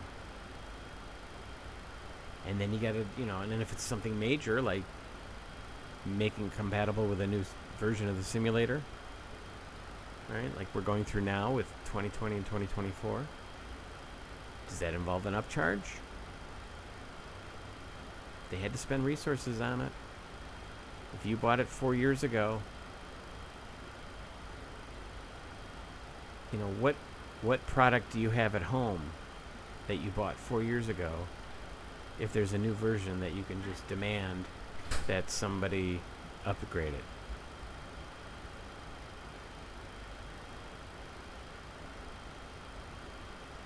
I don't know any product out there that I have at home where 4 years later I can go to them and say, you know what, I want the newer version of this, and I don't want to have to pay for it. So I don't know, just something.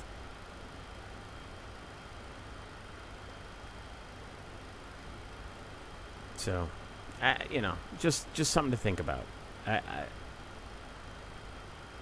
I'm not saying I'm agreeing either way, but it's just something.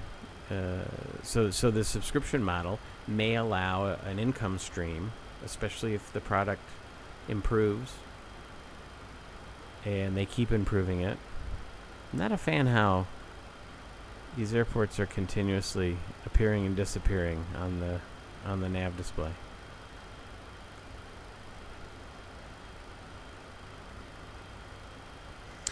But anyway, if that additional income stream by people paying the monthly subscription means that they'll be able to keep dedicated resources to keep improving the product, I got no problem with that.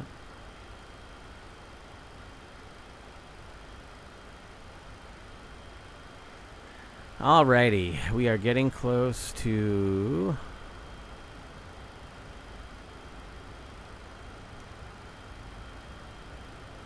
well, we're over LAX. Oh, we're over Marvell already. Wow, that went fast.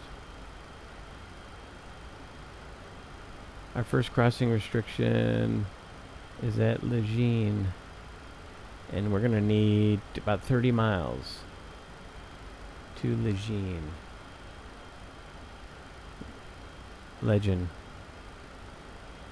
Gambit, Legend, Comics.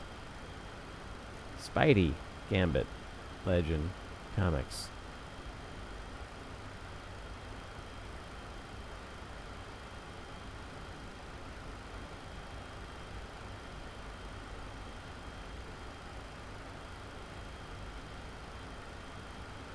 So let's see how it does here. The bottom is 6,000 feet.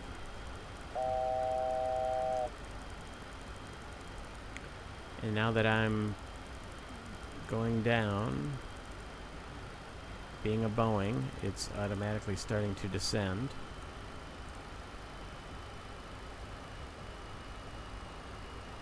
It should descend at that 761 Mach until it intercepts 280 knots.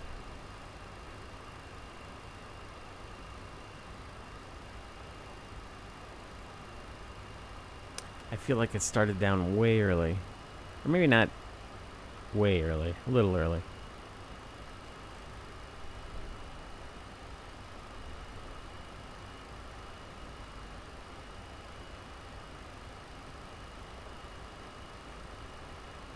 And legend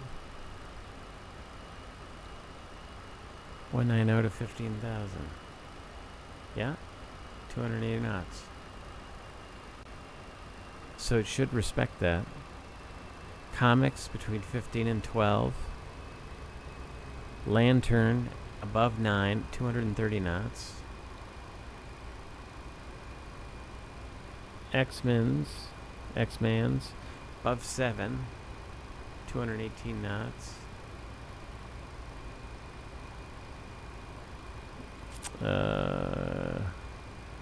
Cloman 6,210, and then Nado at 6,000 feet. But then look at how the vectors are weird. The vectors are showing a higher altitude. So that's odd. Alright, let's see what happens here.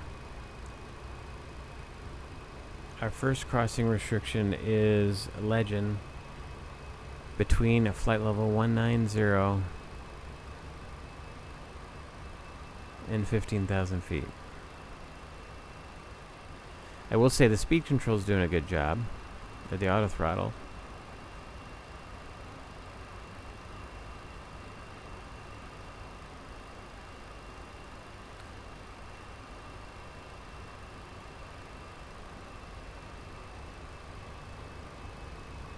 But we're coming down way too fast. It says we're on the VNAV path. It says we're on the FMC speed.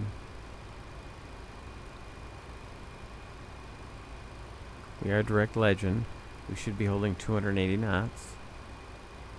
Got a little fast.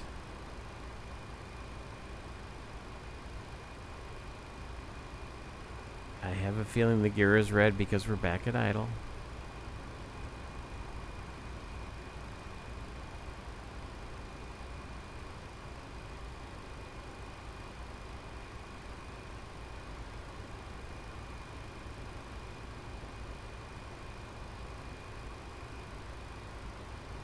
So there's 19.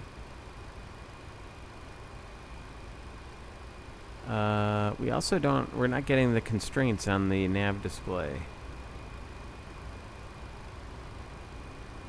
And we have data on,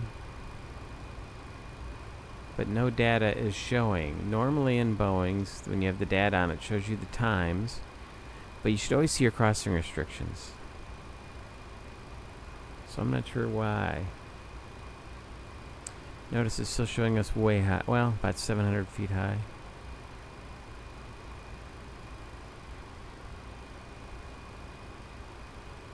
And we're getting higher.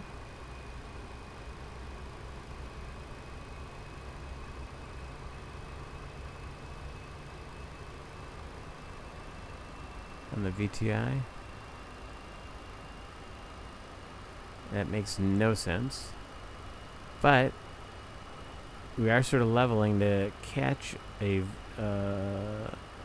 vertical path.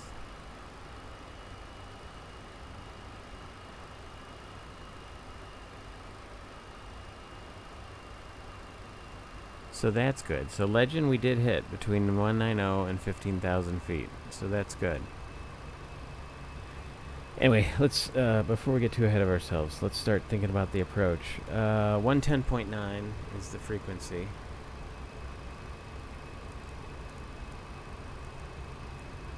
The inbound course will be 275 degrees. 275. Let's match our heading. We should always be matching our heading as we go. It's just a good habit to get into. That way, if a controller gives you a heading, you can go right to it. Or if you press heading, the plane doesn't turn.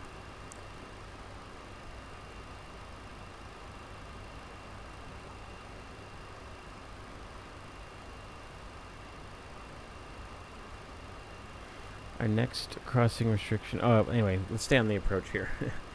110.9, 275. Our minimum descent altitude is 680 feet, so let's bug that.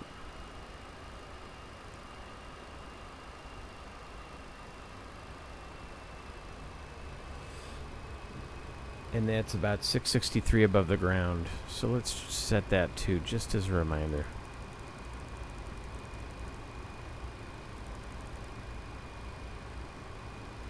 .663.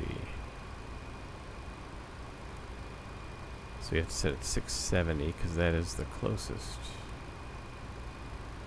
Let's also turn on the terrain display.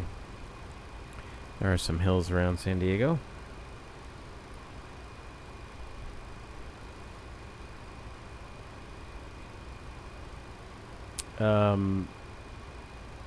Alright, so anyway, localizer runway 27 approach into San Diego.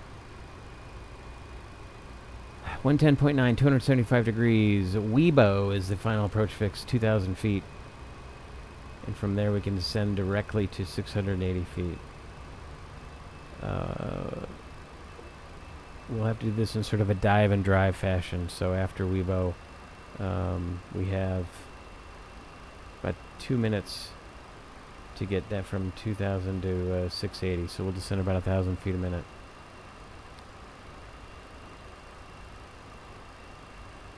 MDA 680, touchdown zone elevation 17 feet. If we do have to go missed, it's a climb straight ahead to 2,500. And then outbound on the Mission Bay VOR, 255 radial to Cicade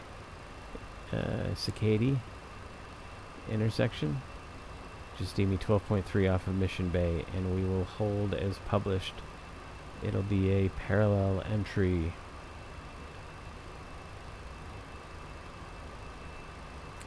I guess I could. That is bright. I didn't see brightness in here. EFB. No brightness option. If there is a brightness option, I don't know where it is.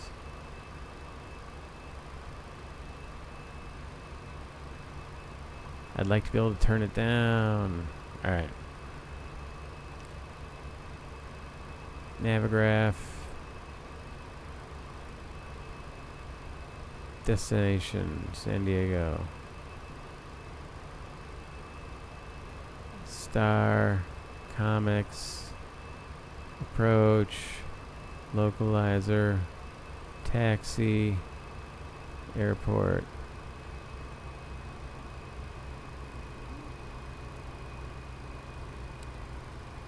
So like I was saying, so we'll be coming this way off this star arrival. We'll go to Lindy and then follow it around. We're about to make that left-hand turn. X-Man's on the arrival. By the way, Lantern was 9,000 at 230 knots, which is right where we're at. Very nice. 230 knots is also our flap 1 speed.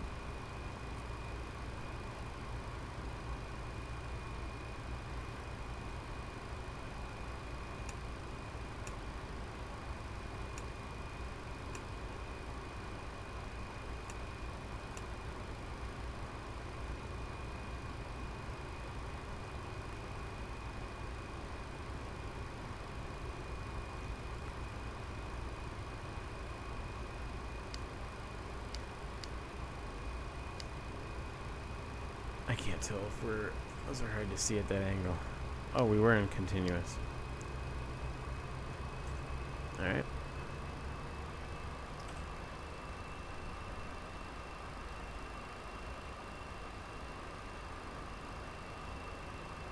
X-Men's above 7.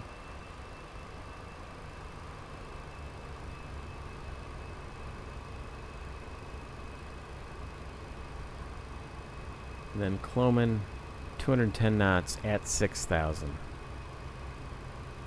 But I don't know if we're going to make it.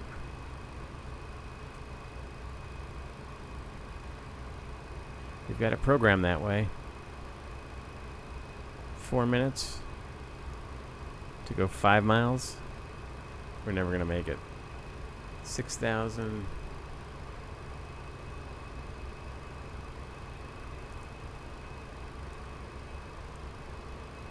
Level change. 10. Let's just get down.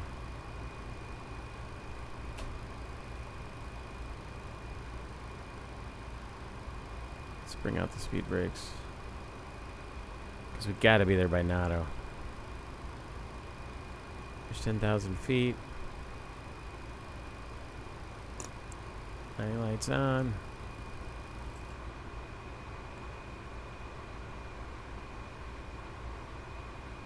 I think that's a landing light out there. That's kind of cool.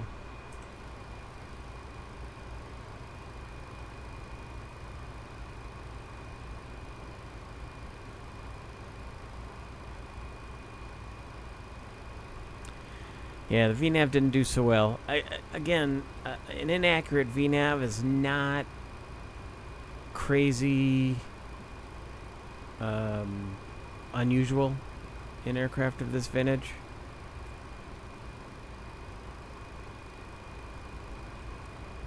Let's go to man on the nav.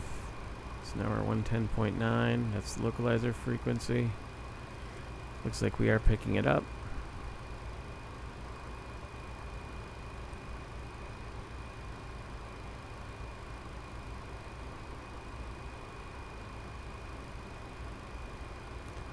We're barely going to make Nato. We got the speed brakes all the way out now. By the way, I don't like all this background light. It's way too bright.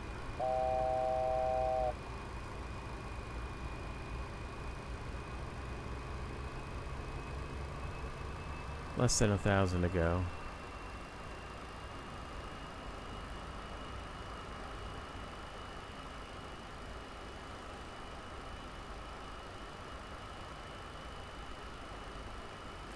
Alright, there's Nato. Still coming down to 6. Now we want to come down to 5 at Lindy.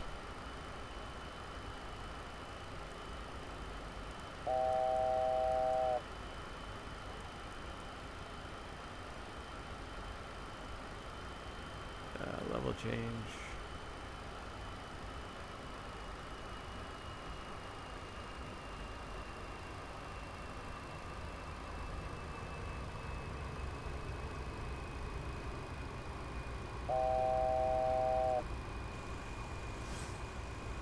Some turbulence here.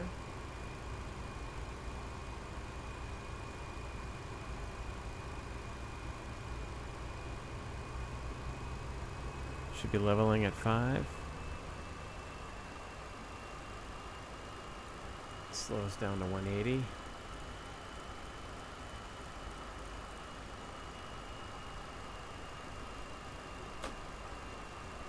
Speed brakes in. Flaps 1.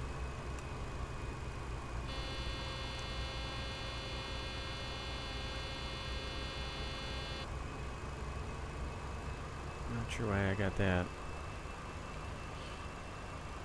Lindy at 5. Vita at 4.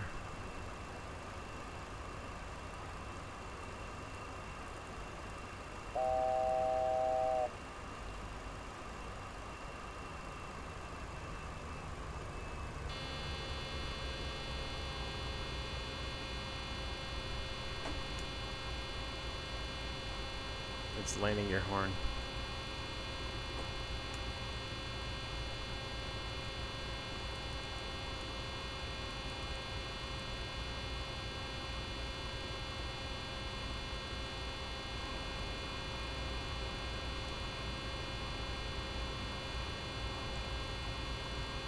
How do you silence it? I don't know.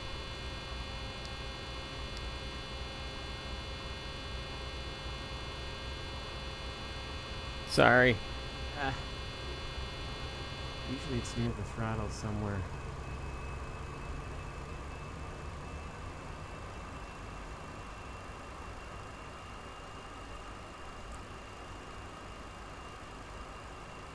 Divided for O'Kane at 3600. Let's dial that in.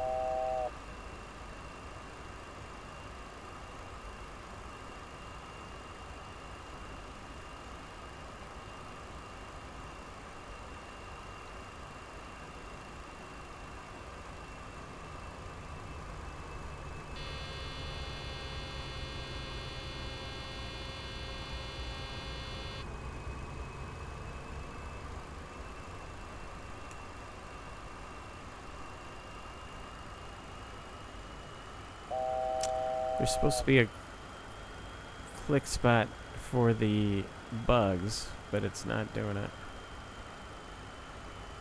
O'Kane. Kidji at 2700.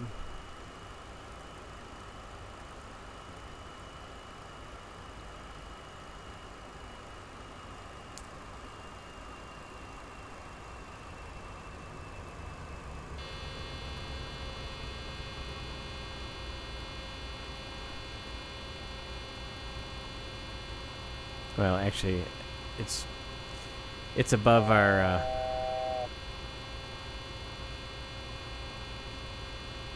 a standard assessment, and then 2000 at Rebo.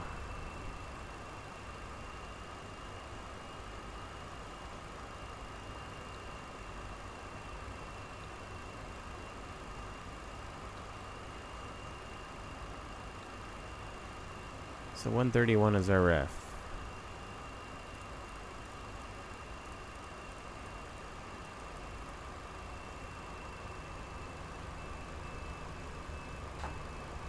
Down.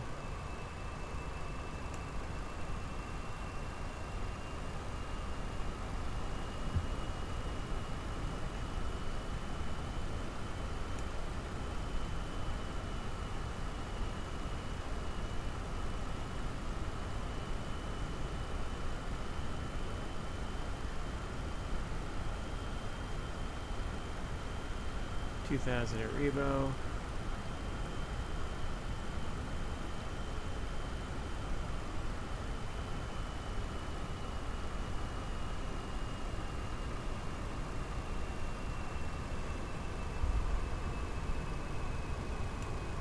That's 30 before landing checklist.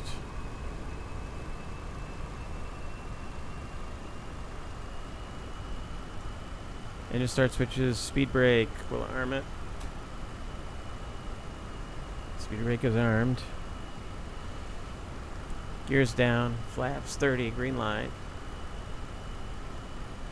And we can begin our descent to 700 feet. At Rebo.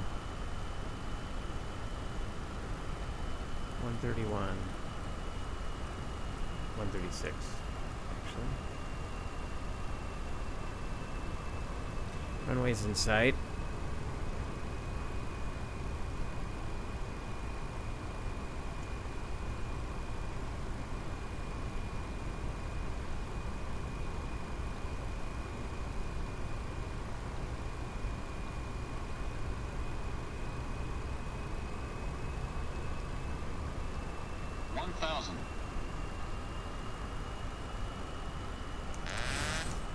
Whoa. That should not have happened.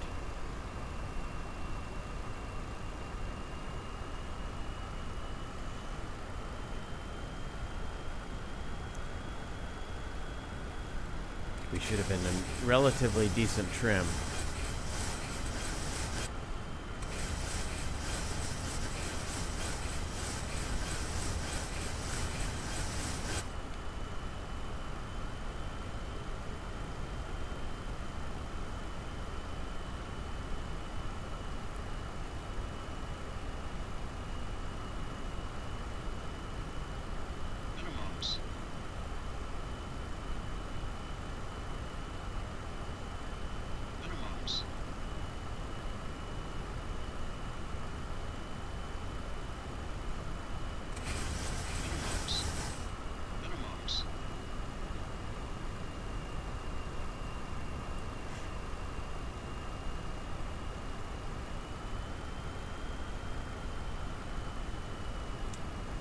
get over this hill.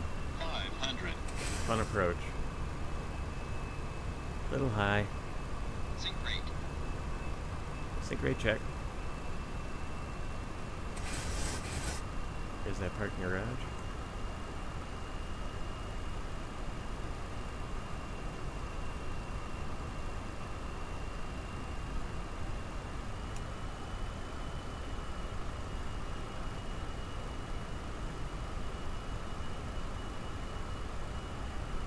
$100.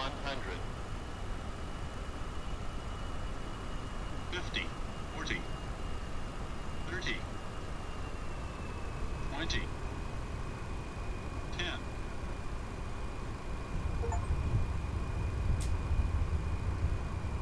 No reversers. Oh yeah, we do. They just took longer. Oh, good reverse sound. Manual braking.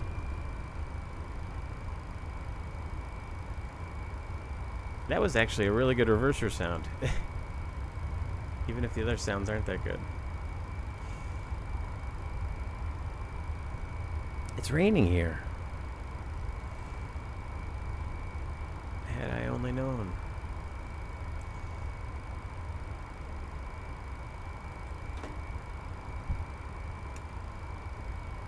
Alright, let's get off the runway. We're sort of lollygagging.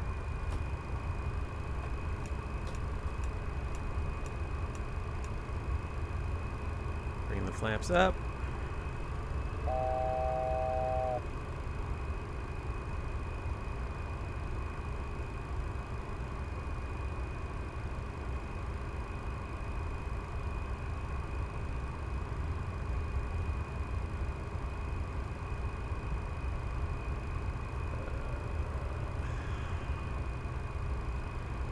I am not sure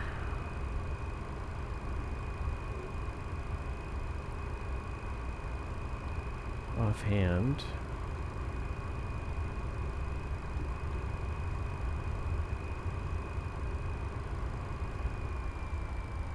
where United parks. Let's see.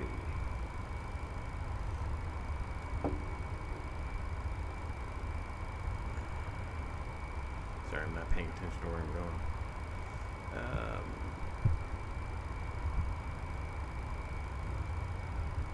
42, it says. Gate 42. Oh, okay. We're doing good then. After landing checklist.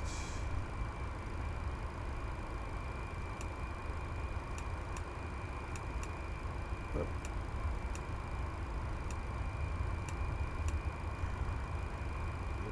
Light on. Steady. Wing off. Restart the APU.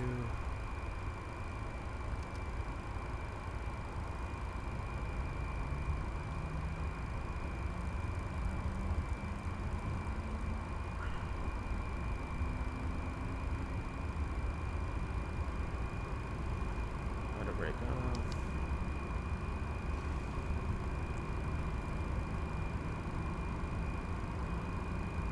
Shutdown checklist is next.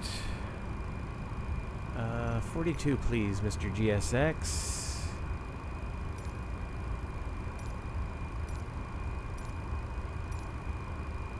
$42. No. ASIG.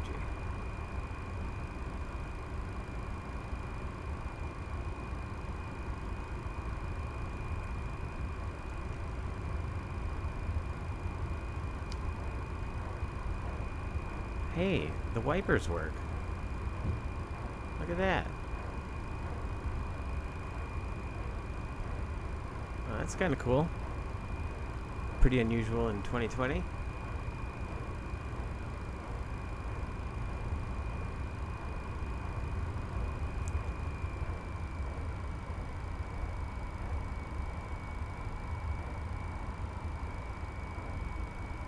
That's 41.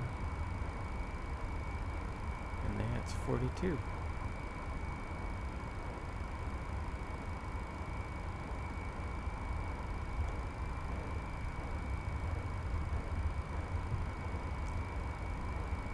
Where's the lead in? There it is.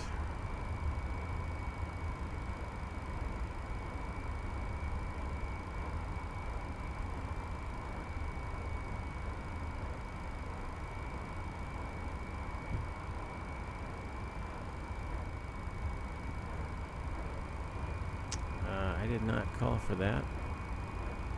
But thanks. That was weird.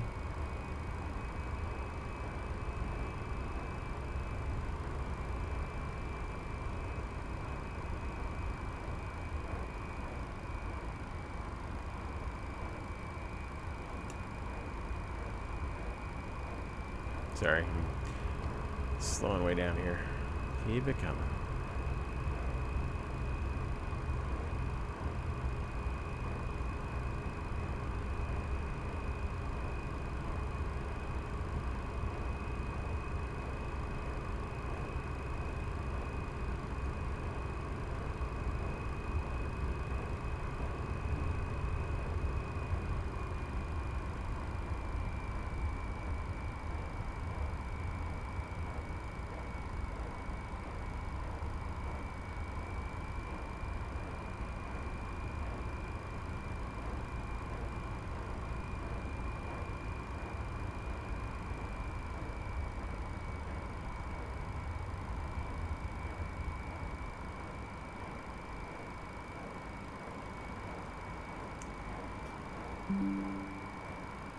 APU bleed is on.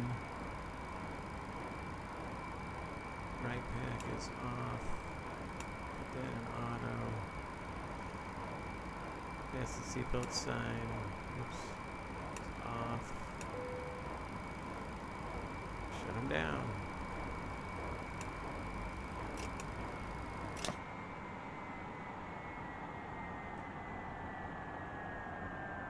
I would not think that would shut down the windshield wipers. Because, oh. It's because they didn't have the generator on. Oops. Professional 737 pilot here. Alright, fuel pumps are off. Hydraulics.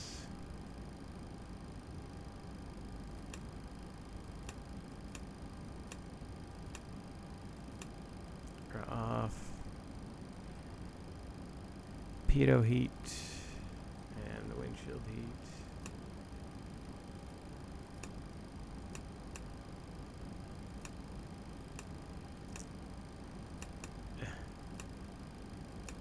Not a fan of these click spots. It'll take some getting used to. Flaps are up, parking brake is set, engine start lever is cut off, weather radar is off.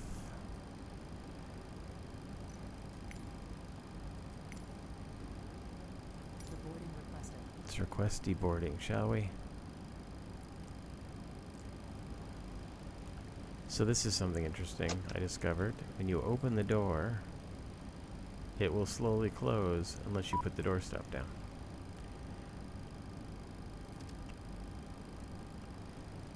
Let's get a GPU on the plane.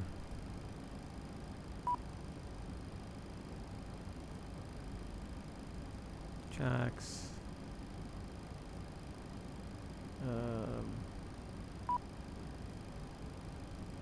How come there's no GPU offering? Oh, that's why. You gotta open the door. Forward, aft. Although it got a lot noisier when that door opened. That's kind of cool. As soon as we get a GPU on the plane.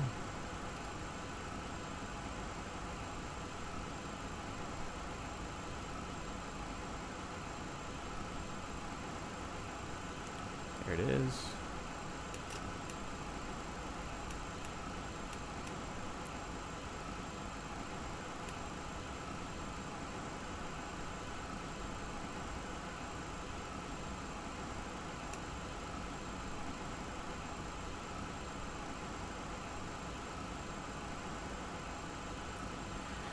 All right, chat.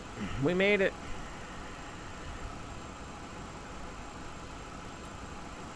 We'll let everything shut down, and then we'll we'll see. We'll discuss.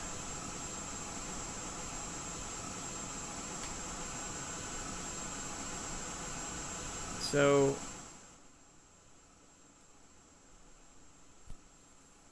final verdict. I don't know that I have a final verdict yet because I don't think the plane's quite finished yet. Let's talk about the things that need improvement. Well, the sounds for one. The sounds are not great. The APU sound was good, starting up. The engine sounds starting up were not good.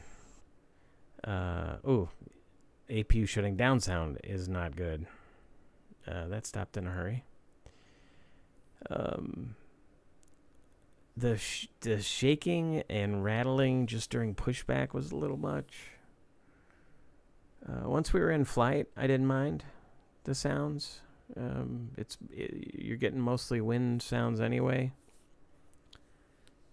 On landing, I'll have to go back and listen to it. I don't know that there was much of a touchdown sound or rumbling on the runway. There probably was because there was on taxi, but the reverser sounds were really good. I thought most planes I found don't do the reversers well, and if you watch if you hear real audio from a cockpit when the reversers are deployed, there's usually quite a rumble. So I'll listen to it some more, kind of like that. Systems wise, things seem to work as they should for the most part. The glaring parts I found had to do with the FMS. I'm pretty certain it should be displaying your constraints. Again, I'll go through the books and see, but I feel like airplanes of this era, like the Mad Dog and so forth, all did that. So why wouldn't this? It did stick to the restraints, even though it did not indicate meeting those constraints correctly, right? The banana appeared on the nav display in relation to the altitude it appeared I had set in the MCP, or whatever they call it in the Boeing, the glare shield control panel, versus meeting the crossing restriction at that point. So anyway, again, it might not be a mistake, might just be me. It certainly didn't compute the top of descent correctly, so that's a big miss. And then the FMS / autopilot was not flying en route turns very well. It was overshooting and took a couple of turns to get back on track. So again, I'm not sure if the FMS is not computing the turn radius correctly, or if it's an autopilot issue. But either way. The hand flying didn't seem that bad. The airplane was way out of trim when I came out of autopilot. That typically doesn't happen. If it does, that something's wrong, because the airplane should trim pretty well as a way to help control pitch. When I clicked off the autopilot, yeah, the nose went down very quickly, so it was way out of trim. But again, I'd have to go back and look at it to see if I was faster than I should have been, so therefore the airplane was trimmed down more. But in any event, got some work to do, CSS. I don't think you're at a bad start. I hope it's enough of an airplane so that people want to own it, want to fly it. It certainly fills a niche, and those of us that love classic jets, I think this fits in nicely. And I really look forward to seeing what improvements come next. So we'll do some more system testing and maybe put out a couple more videos regarding this. And certainly as they release newer versions, we'll stay up to date on it and try to provide you with what's coming next. So anyway, we appreciate you. Thanks for being with me on my very first stream. And hope to see you on the next one. This is CJ with Classic Jackson Pilot. We'll see you next time.